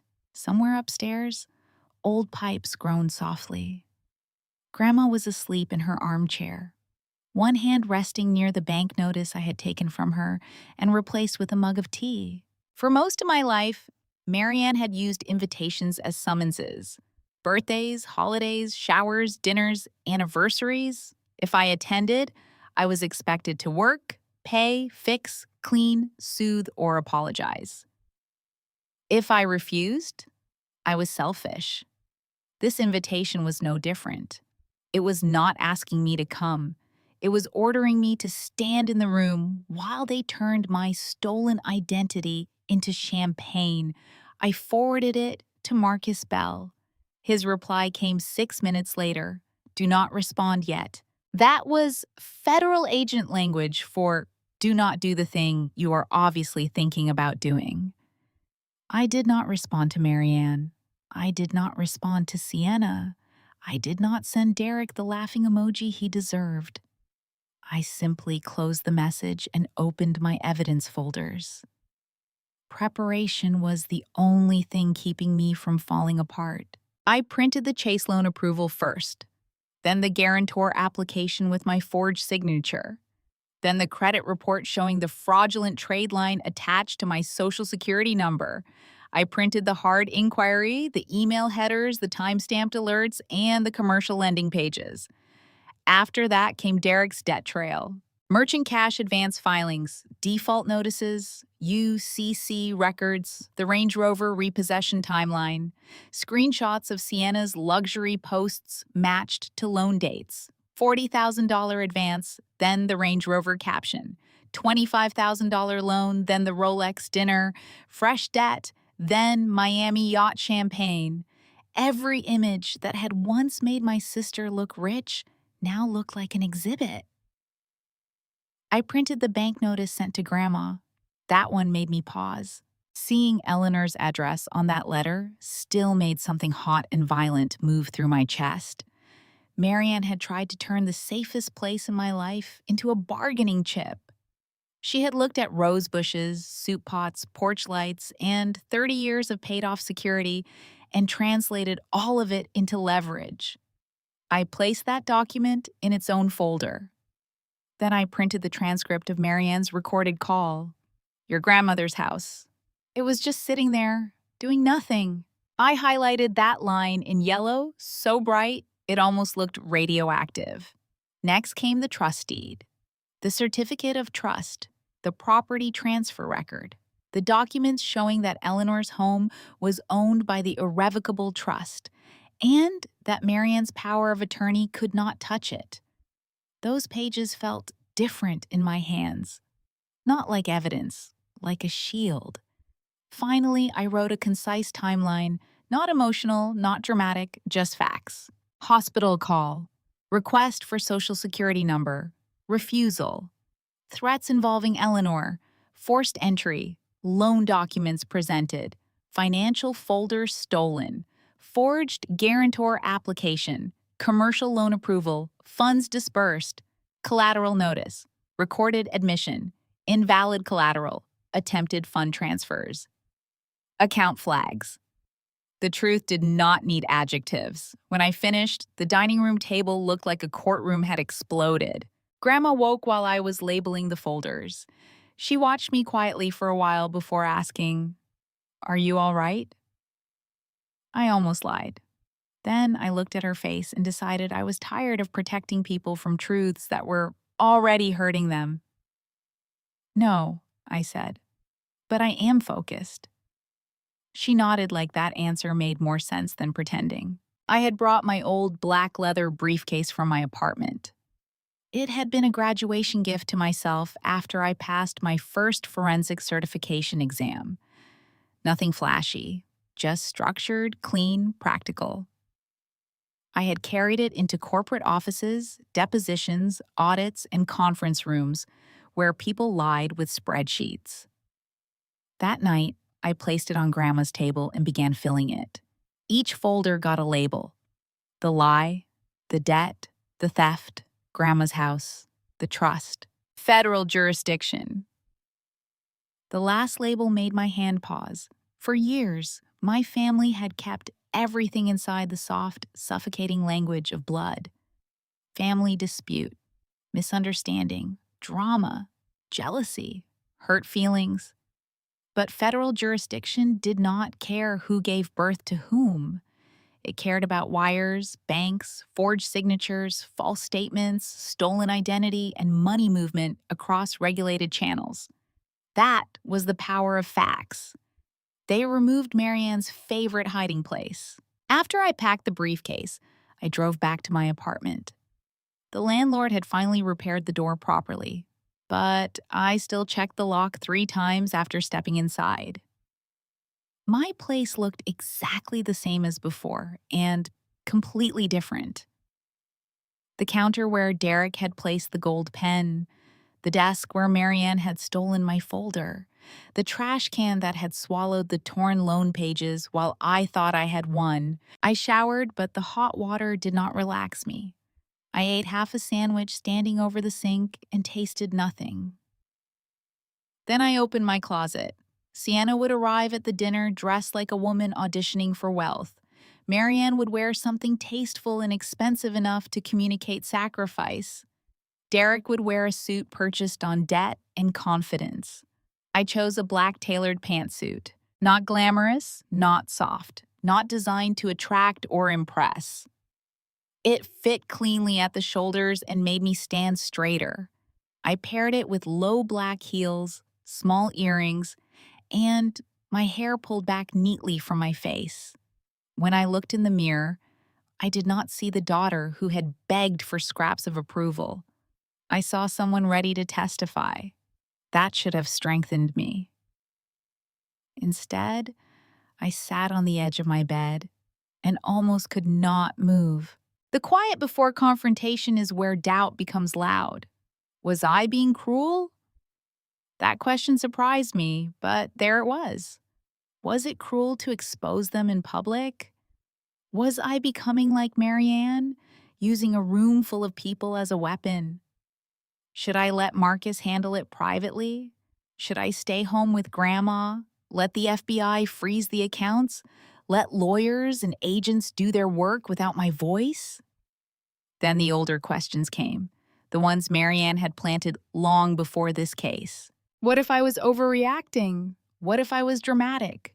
What if family really did mean swallowing the damage so everyone else could remain comfortable? I hated myself for even thinking it.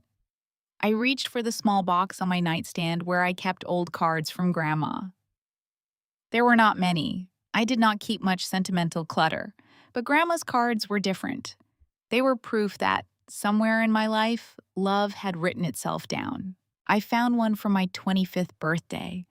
The envelope was soft at the edges, opened and reopened over the years. Inside, Grandma had written in her careful, shaky hand, "Never make yourself smaller so someone else can feel tall." I sat there holding the card until the doubt lost some of its teeth. I was not going to the dinner to hurt my family. I was going because they had built their entire scheme on the belief that I would stay small, quiet, guilty, and useful. They wanted a public celebration of private crimes. They wanted the room.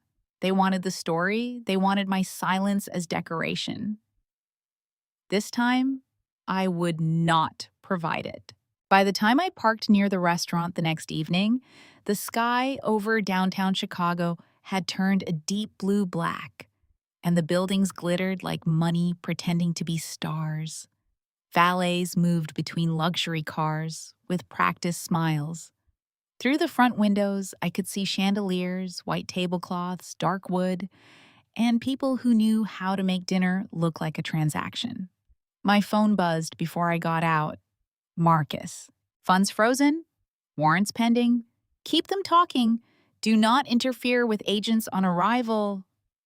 I stared at the message. Funds frozen. 2 words, and the ground shifted. Derek was already trapped. He just did not know how small the room had become. Marianne was probably inside glowing with pride, unaware that the collateral had collapsed. Sienna was likely posing with champagne, unaware that her accounts were about to become cages. I typed back 1 word. Understood. Then I took the briefcase from the passenger seat and stepped out of the car. The valet looked at the briefcase, then at my suit. Dinner party? Something like that. Inside, the restaurant smelled like butter, wine, polished wood, and expensive perfume. The hostess smiled when I gave Derek's name, though something in her expression flickered when she looked down at the reservation screen. Later, I would understand why. The private room deposit had not covered the upgrades Derek had ordered. Even before the FBI arrived, reality was already tapping the table. "This way," she said. I followed her past couples leaning over candlelight and men in jackets discussing markets they probably did not understand. At the end of a short hallway, double doors stood partly open. I heard Derek before I saw him. His laugh rolled out of the private room, loud and confident, the kind of laugh people use when they want others to know they are winning. I stopped just outside the doorway and let myself look in before anyone noticed me. The room was exactly what I expected. Chandeliers overhead, velvet walls, a long table set with white linen, gold-rimmed plates, champagne flutes, and floral arrangements tall enough to block people from seeing one another clearly. A sideboard held bottles of wine, seafood towers, and tiny bites arranged like the food itself had a publicist. Derek stood at the head of the table with a glass of champagne in one hand. Sienna sat beside him, glowing under the chandelier in a cream dress and jewelry that probably had payment plans attached. She kept checking her phone camera, adjusting angles, capturing the table, the champagne, the room. Marianne sat on Derek's other side, her smile serene and triumphant, one hand resting over her heart like she had personally given birth to capitalism. Around them were relatives I had not seen in months. Cousins, in-laws, Marianne's church friends, a few men Derek had probably met through networking events. And Uncle Grant Whitman, my mother's older brother, sitting near the middle of the table with a puzzled expression, as if he had accepted the invitation without understanding the play. Derek lifted his glass higher. "Tonight is not just a celebration," he said. "It is a milestone. Vector Bridge Logistics is entering its next phase. National expansion, strategic partnerships, serious capital. The kind of opportunity that only comes when you are bold enough to disrupt an industry." Several people clapped. I stayed in the doorway, He continued, warming to his own reflection in everyone else's eyes. A lot of people talk about building. Few actually build. A lot of people count money. Few create it. This company is not just about logistics. It is about legacy. Sienna beamed. Marianne wiped at one eye. I wondered if she had practiced that. Derek smiled toward the table. $500,000 is just the beginning. Investors are watching. Banks are backing us. And the people who doubted us? He paused, letting the room lean in. They can keep their employee mindset. A few relatives chuckled. My cousin Natalie said, Is Claire coming? Sienna rolled her eyes. Who knows? She probably had to audit her own personality before leaving. Laughter moved around the room. Derek grinned. Claire is careful. Careful people have their place. They count what other people create. More laughter. Marianne tilted her head with theatrical sadness. Your sister has always struggled to celebrate other people's blessings. Sienna lifted her champagne.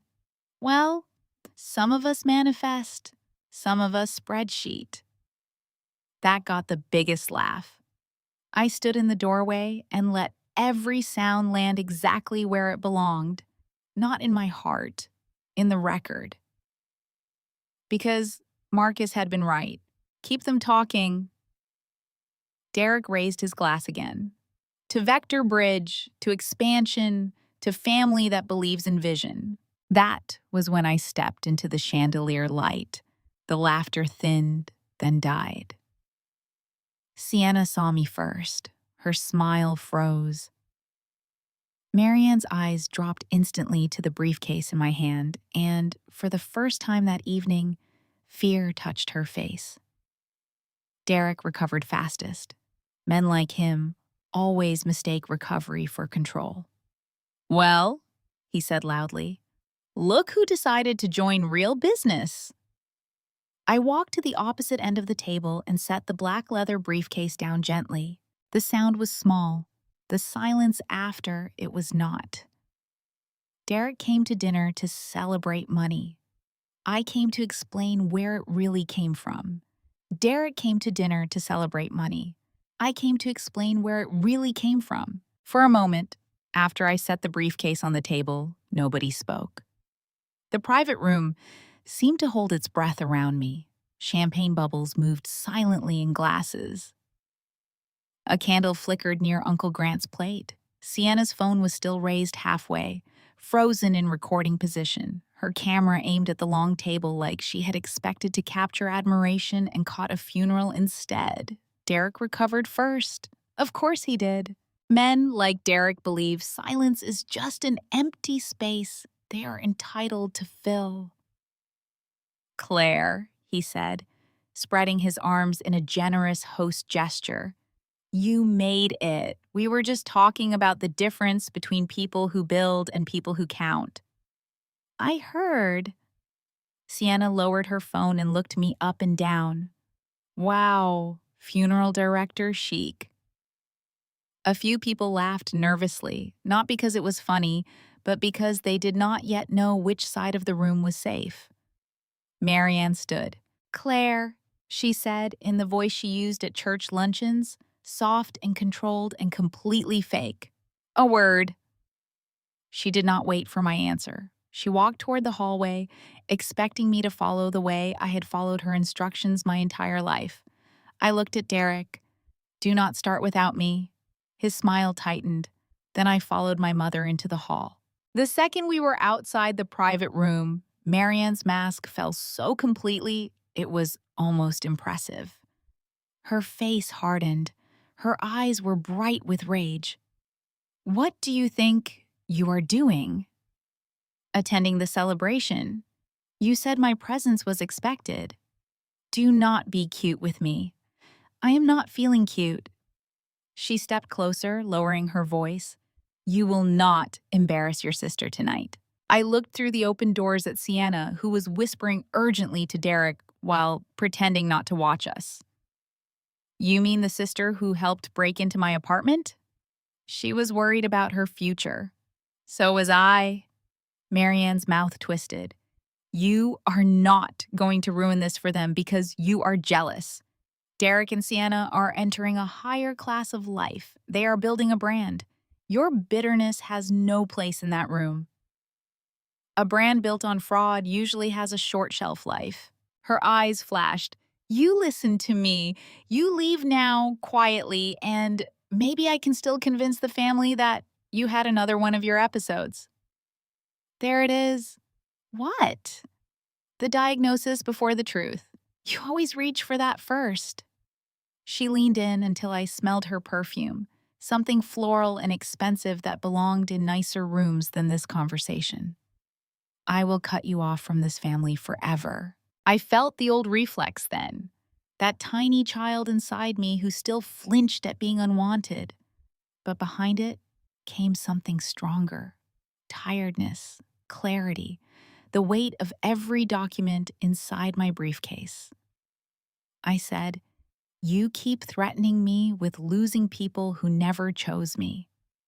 For the first time in my life, Marianne looked like I had hit her somewhere she did not know was exposed. Then she hissed, "You ungrateful little—" "Careful," I said. "There are people listening." That brought the mask halfway back. She glanced toward the room. I moved past her before she could grab my arm. When I returned to the table, Sienna was standing now. Her cheeks were flushed, and her eyes had that shiny look she got when she was about to perform pain for an audience. "Well," she said loudly, "I guess Claire decided to bring office supplies to a celebration." Derek laughed. "Some people do not know how to relax." Sienna walked around the table toward me, lifting her chin. The diamond at her throat caught the chandelier light. I wondered which loan had paid for it. "You know what?" she said. "I actually feel bad for you." "Sienna," Uncle Grant said quietly. "Maybe not." "No, Uncle Grant. I do." She turned to the room.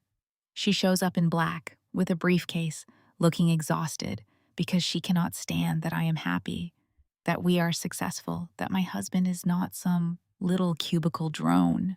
Derek smiled like he had been blessed. Sienna reached into her white designer bag and pulled out a crisp $100 bill. The room went so still, I could hear someone's fork touch a plate. She held the bill toward me between two manicured fingers. "Here," she said. "Charity from Vector Bridge. Maybe buy yourself something that is not depressing." A few people laughed again. Weaker this time. I looked at the bill. Then I took it. Sienna's face lit with vicious delight. She thought she had won. She thought accepting money meant accepting the role she had assigned me. I held the bill up toward the chandelier and turned it slightly in the light. "Thank you," I said. "Do you know if this came from the same short-term loan that paid for your handbag or the one that failed yesterday's withdrawal?" The laughter died so fast it felt like someone had cut power to the room. Sienna's smile collapsed. Derek's glass stopped halfway to his mouth. I placed the $100 bill on the table beside my briefcase. "Let's talk about Vector Bridge." Derek set down his champagne. "No, let's not. You just toasted to it. This is a private dinner.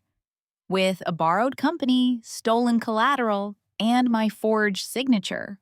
Privacy left the room before I did. Marianne appeared in the doorway behind me. "Claire." I opened the briefcase. The sound of the latches clicking open was small, but every person at that table heard it.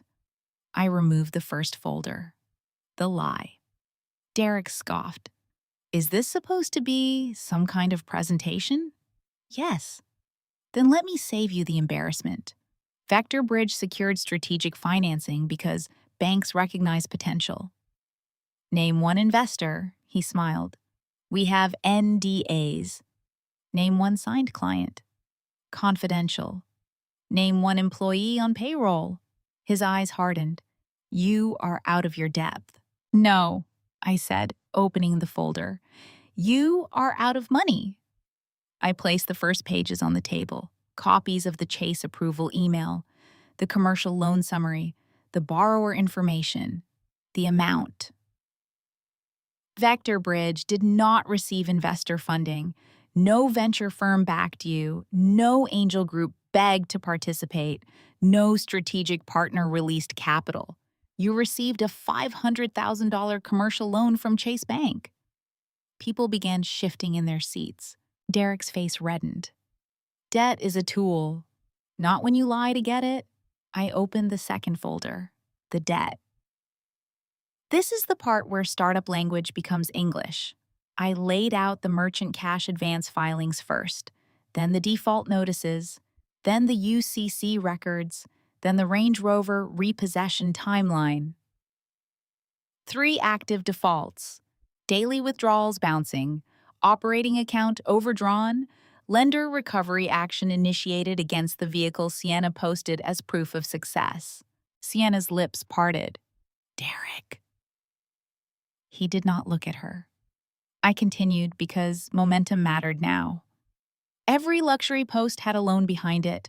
The Range Rover post appeared 3 days after a $40,000 merchant cash advance. The Rolex dinner came right after a $25,000 short-term loan. The Miami yacht trip followed another advance with repayment terms that would make a loan shark blush. Someone at the table whispered, "Oh my God." Sienna grabbed one of the pages. Her hands trembled as she scanned the dates. "This is private," Derek snapped. "So was my social security number." I opened the third folder, the theft. Marianne made a small sound behind me. I looked at her then. Not at Derek, not at Sienna, her. "This is the guarantor application." I held it up where the table could see. My name, my address, my social security number, my forged signature. Uncle Grant stood slowly. "Forged?" "Yes." Marianne stepped forward. "That is not what happened." I turned one page. "This was submitted after I refused in writing, after they came to my apartment with loan documents, after Marianne stole a financial folder from my desk containing my W-2s, bank statements, credit report, full social security number, and signature samples." "That is a lie," Marianne said. Uncle Grant looked at her. "Marianne, did you take her documents?" She put one hand to her chest. "I was trying to help this family." That was not a denial. Grant's expression changed. "Did you take them?" he asked again. Marianne's face tightened. Claire has always been selfish with resources. The room seemed to recoil. I looked at Grant. "There is your answer." Derek pushed back his chair. "This is absurd. She is twisting everything because she is bitter. Claire agreed to help, then got cold feet." "No," I said. "I received the loan approval email at 12:14 a.m. I could have called the bank immediately. I almost did."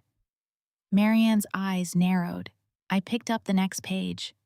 "Instead, I called Special Agent Marcus Bell with the FBI." The sentence hit the table like glass breaking. Derek went completely still. Sienna whispered, "FBI?" I looked at Derek. The moment that loan crossed interstate banking channels, the case changed. The FBI has been tracking the money. Derek's face drained, then flushed again. "You are bluffing." "No, you tried to move $50,000 to one of your short-term lenders. It did not clear. You tried to make a payment connected to the Range Rover. That was flagged too." He reached for his phone. So did Sienna. So did Marianne. It was almost beautiful. The synchronized panic of people checking whether reality had finally arrived. Sienna's hands shook harder as she tapped her banking app. "Derek?" He ignored her, swiping through screens. "Derek!" she said again, louder. "Why are my accounts restricted?" A sound moved through the relatives. Shock, gossip, fear, vindication, all the human noises that happen when a public image splits open. Derek stood. "This is a temporary banking review." No, I said. That is the sound of fake wealth hitting a real balance. As if the restaurant itself had been waiting for that cue, the waiter entered with a leather bill folder pressed to his chest. He looked young, nervous, and deeply aware that the room had turned into something above his pay grade. "Mr. Hale," he said carefully, "I apologize for interrupting. There seems to be an issue with the private room deposit and the menu upgrades. Management asked me to bring the preliminary balance." Derek snatched the folder from him. His eyes moved over the page. "What is this?" The waiter swallowed. "The current total is $18,462 before additional gratuity." Sienna made a strangled noise. 18,000. "You ordered the reserve champagne and seafood towers," the waiter said.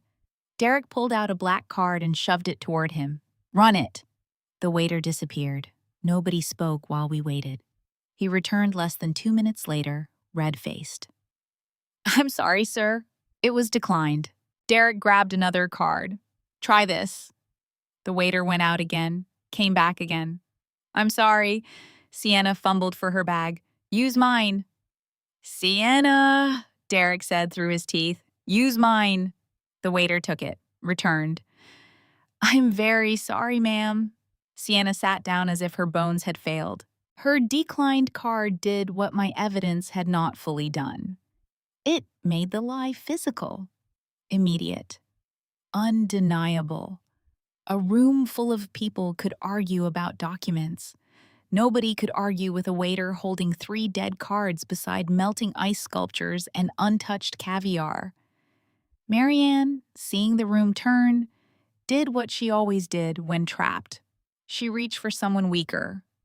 "This is not over," she said loudly. "Claire thinks she is so clever, but she has forgotten the collateral." I turned slowly. Marianne's eyes were wild now. The polished mother was gone. In her place stood the woman from my childhood kitchen, the one who punished tears and called it discipline. "Tell them," I said. She lifted her chin. "I used my mother's house. Eleanor's house is tied to the loan. If Claire ruins this, the bank can come for it. So maybe she should stop enjoying herself before her grandmother ends up on the street." The room went silent in a different way. Not confused, horrified. Uncle Grant's chair scraped back. "You did what?" Marianne looked annoyed by his tone. "Do not be dramatic, Grant. Our mother's house? It was available. It was Dad's house, too," Grant said, voice shaking. "He died in that house. And now it is useful." He stared at her like he had never seen her before. Maybe he had not. Maybe people like Marianne survive because everyone sees only the version they can tolerate. I opened the 4th folder, Grandma's house. I placed the bank notice on the table, then Marianne's recorded call transcript. Marianne used a power of attorney Eleanor signed while recovering from hip surgery, under medication, after being told the forms were for medical and billing access. She used that POA to represent Eleanor's home as collateral. Grant turned on his sister. "Mom was medicated?" "She knew enough," Marianne snapped. "You had her sign papers in rehab?" "I handled what needed handling." Grant's face hardened. "No, you exploited our mother." Marianne pointed at me. "Claire has poisoned all of you." I opened the 5th folder. The trust. "No," I said. "I protected her." I placed the trust deed in front of Grant first, then the certificate of trust, then the property transfer record. 5 years ago, after Grandpa died, Marianne tried to get added to Eleanor's deed. I reviewed the paperwork and realized she would be able to borrow against the house. So Grandma and I went to a senior estate attorney. The house was transferred into an irrevocable trust. Eleanor has lifetime residency. I am the trustee. The house is not Eleanor's personal asset anymore. Marianne's face changed. That was the moment she understood. Not when I showed the debt, not when I revealed the forged signature, not when I mentioned the FBI. When she realized Grandma's house was out of reach, I looked directly at her. Your power of attorney could not pledge a house Eleanor did not personally own. Grant took the trust pages with both hands. Mom is safe? He asked. Yes. His shoulders dropped as if a weight had fallen off him. Then rage replaced relief. He turned to Marianne. You are done. Do you hear me? You are done in this family. Marianne laughed, but it cracked halfway through. You do not speak for everyone. I speak for myself, Grant said, and I should have spoken sooner. That hurt more than I expected. Not because it fixed anything, it did not, but because for once, someone else in the family was standing between Marianne and her victim. Derek saw the walls closing and did what men like him do when the empire becomes a crime scene. He looked for someone to blame. Marianne told me it was legal, he said quickly. Sienna stared at him. What? Derek raised both hands. I did not know the trust issue. I did not forge anything. She brought the documents. She said Claire was on board. She said the family had agreed. Marianne whipped toward him. You begged me for help. You said you could get it done. You knew where the documents came from. I knew you said Claire was difficult. You knew you were drowning, she snapped. You knew lenders were calling. You knew that car was about to be taken. You knew your company had nothing. Sienna stood so abruptly, her chair nearly fell. Nothing, she whispered. Derek turned to her. Baby, this is complicated. No. Is anything real? He opened his mouth. Nothing came out. That silence answered every question she had avoided asking. Sienna looked at Marianne. Did you really steal Claire's identity? Marianne's expression softened for Sienna in a way it never had for me.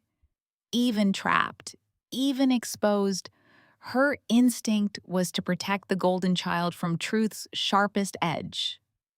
Your sister should have helped willingly, she said. Sienna stepped back like the words had touched her skin. For 1 second, I almost felt sorry for her. Not enough to save her, but enough to recognize the collapse. She had thought she was chosen because she was special. In reality, she had been chosen because she was easier to decorate. Then red and blue lights flashed across the windows. Nobody moved. Outside the private room, the restaurant noise changed. Conversations cut off. Chairs shifted. A woman gasped somewhere near the bar. The double doors opened. Special Agent Marcus Bell entered first. He wore a dark suit. No drama, no raised voice. 2 federal agents followed behind him, along with a uniformed officer who stayed near the door. Marcus's eyes found mine briefly. I gave the smallest nod. Then he looked at Derek. Derek Hale. Derek stepped back. What is this? Federal warrant. Marianne tried to move toward Sienna, but another agent blocked her path. Marianne Whitman. She lifted her chin. This is a family dispute. Marcus did not blink. You should remain silent unless advised by counsel. I am a respectable mother. No, Grant said from the table, voice low. You are not. That hit her harder than anything I had said. Derek began talking immediately, fast and messy. I am a victim here. I relied on information provided to me. I run a company. I have investors. This is a misunderstanding. Marcus nodded to one of the agents who moved behind Derek. Marianne recoiled when an agent approached her. Do not touch me. Ma'am, the agent said, turn around. I will sue all of you. You may discuss that with your attorney. Sienna suddenly ran toward me. For 1 second, I thought she might attack me. Instead, she grabbed my arms with both hands, nails digging through my sleeves. Claire, please, she sobbed. Tell them it was a misunderstanding. I looked down at her hands. The same sister who had offered me charity in front of the family was now gripping me like a lifeline. "They will take everything," she said. "The car, the house, my accounts. I will have nothing." I gently removed her hands from my arms. "You remembered I was your sister only after the accounts froze." Her face crumpled. "I did not know." "You did not want to know." Behind her, Derek was crying now. Actual tears, not graceful ones. He kept saying Marianne had handled the paperwork. Marianne kept saying Derek had pressured her. Their voices overlapped. Two criminals trying to climb out of the same hole by standing on each other's throats. Marcus guided the process with calm efficiency. Rights were read, wrists were cuffed. The room that had been staged for a victory toast became an arrest scene under chandeliers. As Marianne passed me, she stopped. Her eyes burned into mine. "You did this," she said. I looked at her hands cuffed in front of her, then at the briefcase on the table, then at the relatives who could no longer pretend not to understand. "No," I said. "You signed your name to this long before I brought the paperwork." Derek was escorted next. His suit jacket had twisted at one shoulder. His expensive watch flashed under the lights as if still trying to impress someone. He looked at me, desperate and furious. "Claire, come on. You know this got out of hand." I almost laughed. Instead, I said, "You wanted a federal loan. Now you have a federal case." The agents led them out through the private room doors. For a few seconds, everyone listened to the sound of their footsteps fading through the restaurant. The champagne remained untouched. The caviar sat sweating on crushed ice. The bill folder lay open beside Derek's declined cards. The $100 bill Sienna had offered me was still on the table, perfectly flat under the chandelier light. No one laughed. No one called me dramatic. No one asked me to apologize for making the room uncomfortable. Uncle Grant sat down heavily, trust documents still in his hand. Sienna sank into a chair and covered her face. Cousin Natalie wiped tears from her cheeks. The waiter stood in the doorway, looking like he wished restaurants came with hazard pay. I closed the briefcase. For the first time in my life, nobody in that room was laughing at me.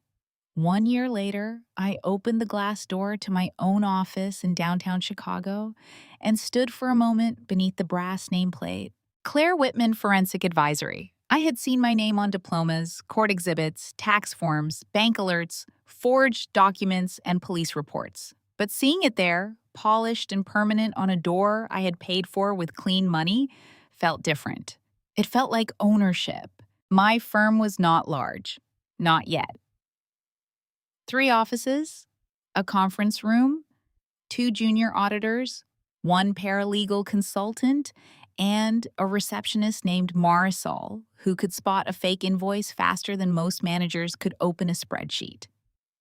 We specialized in financial abuse, elder exploitation, identity theft, small business fraud, and the ugly, quiet crimes people commit behind family titles. Every week, someone sat across from me and said some version of the same sentence. I did not think they would do that to me. A son who drained his mother's savings. A husband who opened credit cards in his wife's name. A sister who forged a signature on a home equity loan. A caregiver who redirected pension deposits. A parent who treated a child's credit like a family asset. I never told them I understood too quickly. I just slid a box of tissues across the desk and said, "Let's start with the documents." That was the lesson my family taught me. Love could lie. Paper usually did not. Marianne Whitman was convicted of bank fraud, aggravated identity theft, and charges connected to elder financial exploitation. Her attorney tried to frame everything as a tragic family misunderstanding. But misunderstandings do not come with forged signatures, stolen tax folders, recorded admissions, fraudulent collateral, and bank applications built on lies. Derek Hale was convicted of wire fraud conspiracy and related financial crimes. In court, he wore a cheaper suit than usual and used words like misled, overwhelmed, and entrepreneurial pressure. He blamed Marianne. Marianne blamed him. They both blamed me whenever they could do it without sounding completely insane. The judge did not look impressed. Their sentences were significant. Not the kind of television justice where a gavel falls and all the pain disappears, but real consequences. Prison time, restitution, financial restrictions, a public record that no filter, caption, or luxury rental could soften. For a while, their mugshots circulated through local business gossip pages and neighborhood Facebook groups. People who had once liked Sienna's posts about legacy and abundance suddenly had a lot to say about always knowing something was off. That part almost made me laugh. People rarely know. They suspect, maybe. They whisper. But most of them clap while the champagne is still pouring. Sienna was not charged the same way Derek and Marianne were, but her life collapsed anyway. The Range Rover was repossessed. The rented luxury house disappeared from her feed, then disappeared from her life. The designer bags were sold, seized, or quietly returned to whatever consignment shop had floated her fantasy. She declared bankruptcy within months. For a while, she posted vague quotes about betrayal, negative energy, and women who destroy other women. Then even that stopped. Last I heard, she was working long shifts at a boutique in Oakbrook, still telling anyone who would listen that I had ruined her marriage because I could not stand seeing her happy. I did not correct the story. People who still wanted to believe Sienna were not people I needed to convince. She sent me one email 6 months after the arrests. The subject line was, "We are sisters." The body was 3 paragraphs of blame-wearing perfume. She said I had humiliated her. She said I could have warned her privately. She said I had always resented her. She said Mom had done wrong things for the right reasons. She said Derek had manipulated everyone. She said family should not involve federal agents. I read it once. Then I blocked her permanently. That was another lesson I learned late. Not every message deserves a response. Sometimes silence is not weakness. Sometimes silence is a locked door. Grandma Eleanor stayed in her brick bungalow. The trust held. The bank released the invalid collateral claim. Marcus and the bank's fraud team unwound the loan guarantee from my name. Though it took months of letters, affidavits, calls, and the kind of bureaucratic persistence that makes you understand why people give up. My credit recovered. My professional license remained intact. My name was cleared completely. But Grandma's house becoming safe again was the only victory that made me cry. That spring, her rose bushes came back stronger than I expected. Uncle Grant started visiting every Saturday. At first, he came with guilt in his shoulders and grocery bags in his hands. He fixed the loose railing on the porch, replaced the kitchen faucet, took Grandma to medical appointments, sat with me at the dining room table, and admitted things our family had avoided saying for decades. "I should have seen it," he told me once. I did not comfort him with lies. "Yes," I said, "you should have." He nodded, eyes wet. "I am sorry. I believe you." That was all I could give him at first. Over time, he earned more. Not because he made one apology, but because he changed his behavior. He showed up without needing praise. He listened without defending Marianne. He asked Grandma what she wanted instead of telling her what was best. He stopped treating my pain like an old family rumor and started treating it like evidence he had ignored. Some relatives apologized too. I accepted changed behavior, not empty speeches. Cousin Natalie came by with flowers and cried on Grandma's porch. One aunt sent a long message about how Marianne had always been complicated, and I deleted it halfway through because I was done translating cruelty into personality. A few family members disappeared entirely once they realized there would be no inheritance gossip, no dramatic reunion, no easy way to stay neutral. That was fine. Neutral people are often just comfortable people protecting their comfort. On Sundays, Grandma, Uncle Grant, and I started having dinner together. Nothing fancy. Roast chicken, green beans, soup. Sometimes takeout when Grandma admitted she was tired and I admitted I could not cook anything without turning it into evidence. We sat at the same kitchen table where I had once spread out trust documents and bank notices, but the house did not feel like a battlefield anymore. It felt like a home again. Sometimes Grandma would catch me staring at the front window. "What are you thinking?" she would ask. And sometimes I told the truth. "I am thinking I almost lost this place." She would reach over and pat my hand. "No, baby. We almost learned how hard you would fight for it." I never got the apology I spent most of my life wanting. Marianne never said she was sorry. Not in court, not through her attorney, not in the one letter she tried to send from prison before I had it returned unread. According to Grant, she still described herself as a mother who sacrificed everything for ungrateful daughters. Derek never admitted the truth without blaming someone else. Sienna never took responsibility. And somehow, eventually, that stopped feeling like an open wound.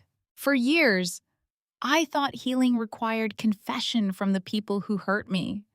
I thought I needed Marianne to look me in the eye and say, "Yes, Claire, I abused you. Yes, I used you. Yes, you deserved better." I thought I needed Sienna to admit that she had enjoyed my place beneath her. I thought I needed Derek to confess that his empire had been smoke, mirrors, and stolen names, but their honesty was not the foundation of my freedom. Mine was. I knew what happened. Grandma knew. Marcus knew. The court knew. The documents knew. That had to be enough, because waiting for abusers to validate your pain is just another way to remain tied to them. I spent 33 years waiting for my mother to choose me. The day I stopped waiting was the day I finally chose myself. People like Marianne count on the silence of the people they harm. They count on shame. They count on the idea that family business should stay behind closed doors, even when what happens behind those doors is theft, coercion, cruelty, and fraud. They count on the soft language people use to avoid hard truths, but blood does not excuse exploitation. A parent can be an abuser, a sibling can be a predator, a husband can call himself a provider while building a life out of stolen credit and borrowed lies. Financial abuse is real. It does not always look like someone grabbing cash from a purse. Sometimes it looks like a mother asking for your social security number after ignoring your hospital call. Sometimes it looks like a power of attorney signed under medication. Sometimes it looks like a luxury dinner, champagne glasses, gold lettering, and a room full of people laughing before they understand who paid for the joke. Protect your documents, protect your credit, protect your elders, protect the part of you that knows something is wrong, even when everyone else calls you dramatic. Family should be a sanctuary, not a trap. Love should not require you to become collateral. Loyalty should not mean standing still while people steal your future and call your resistance selfish. I used to believe walking away meant I had failed as a daughter. Now I know staying would have meant failing myself. So no, I did not destroy my family. I stopped letting them destroy me.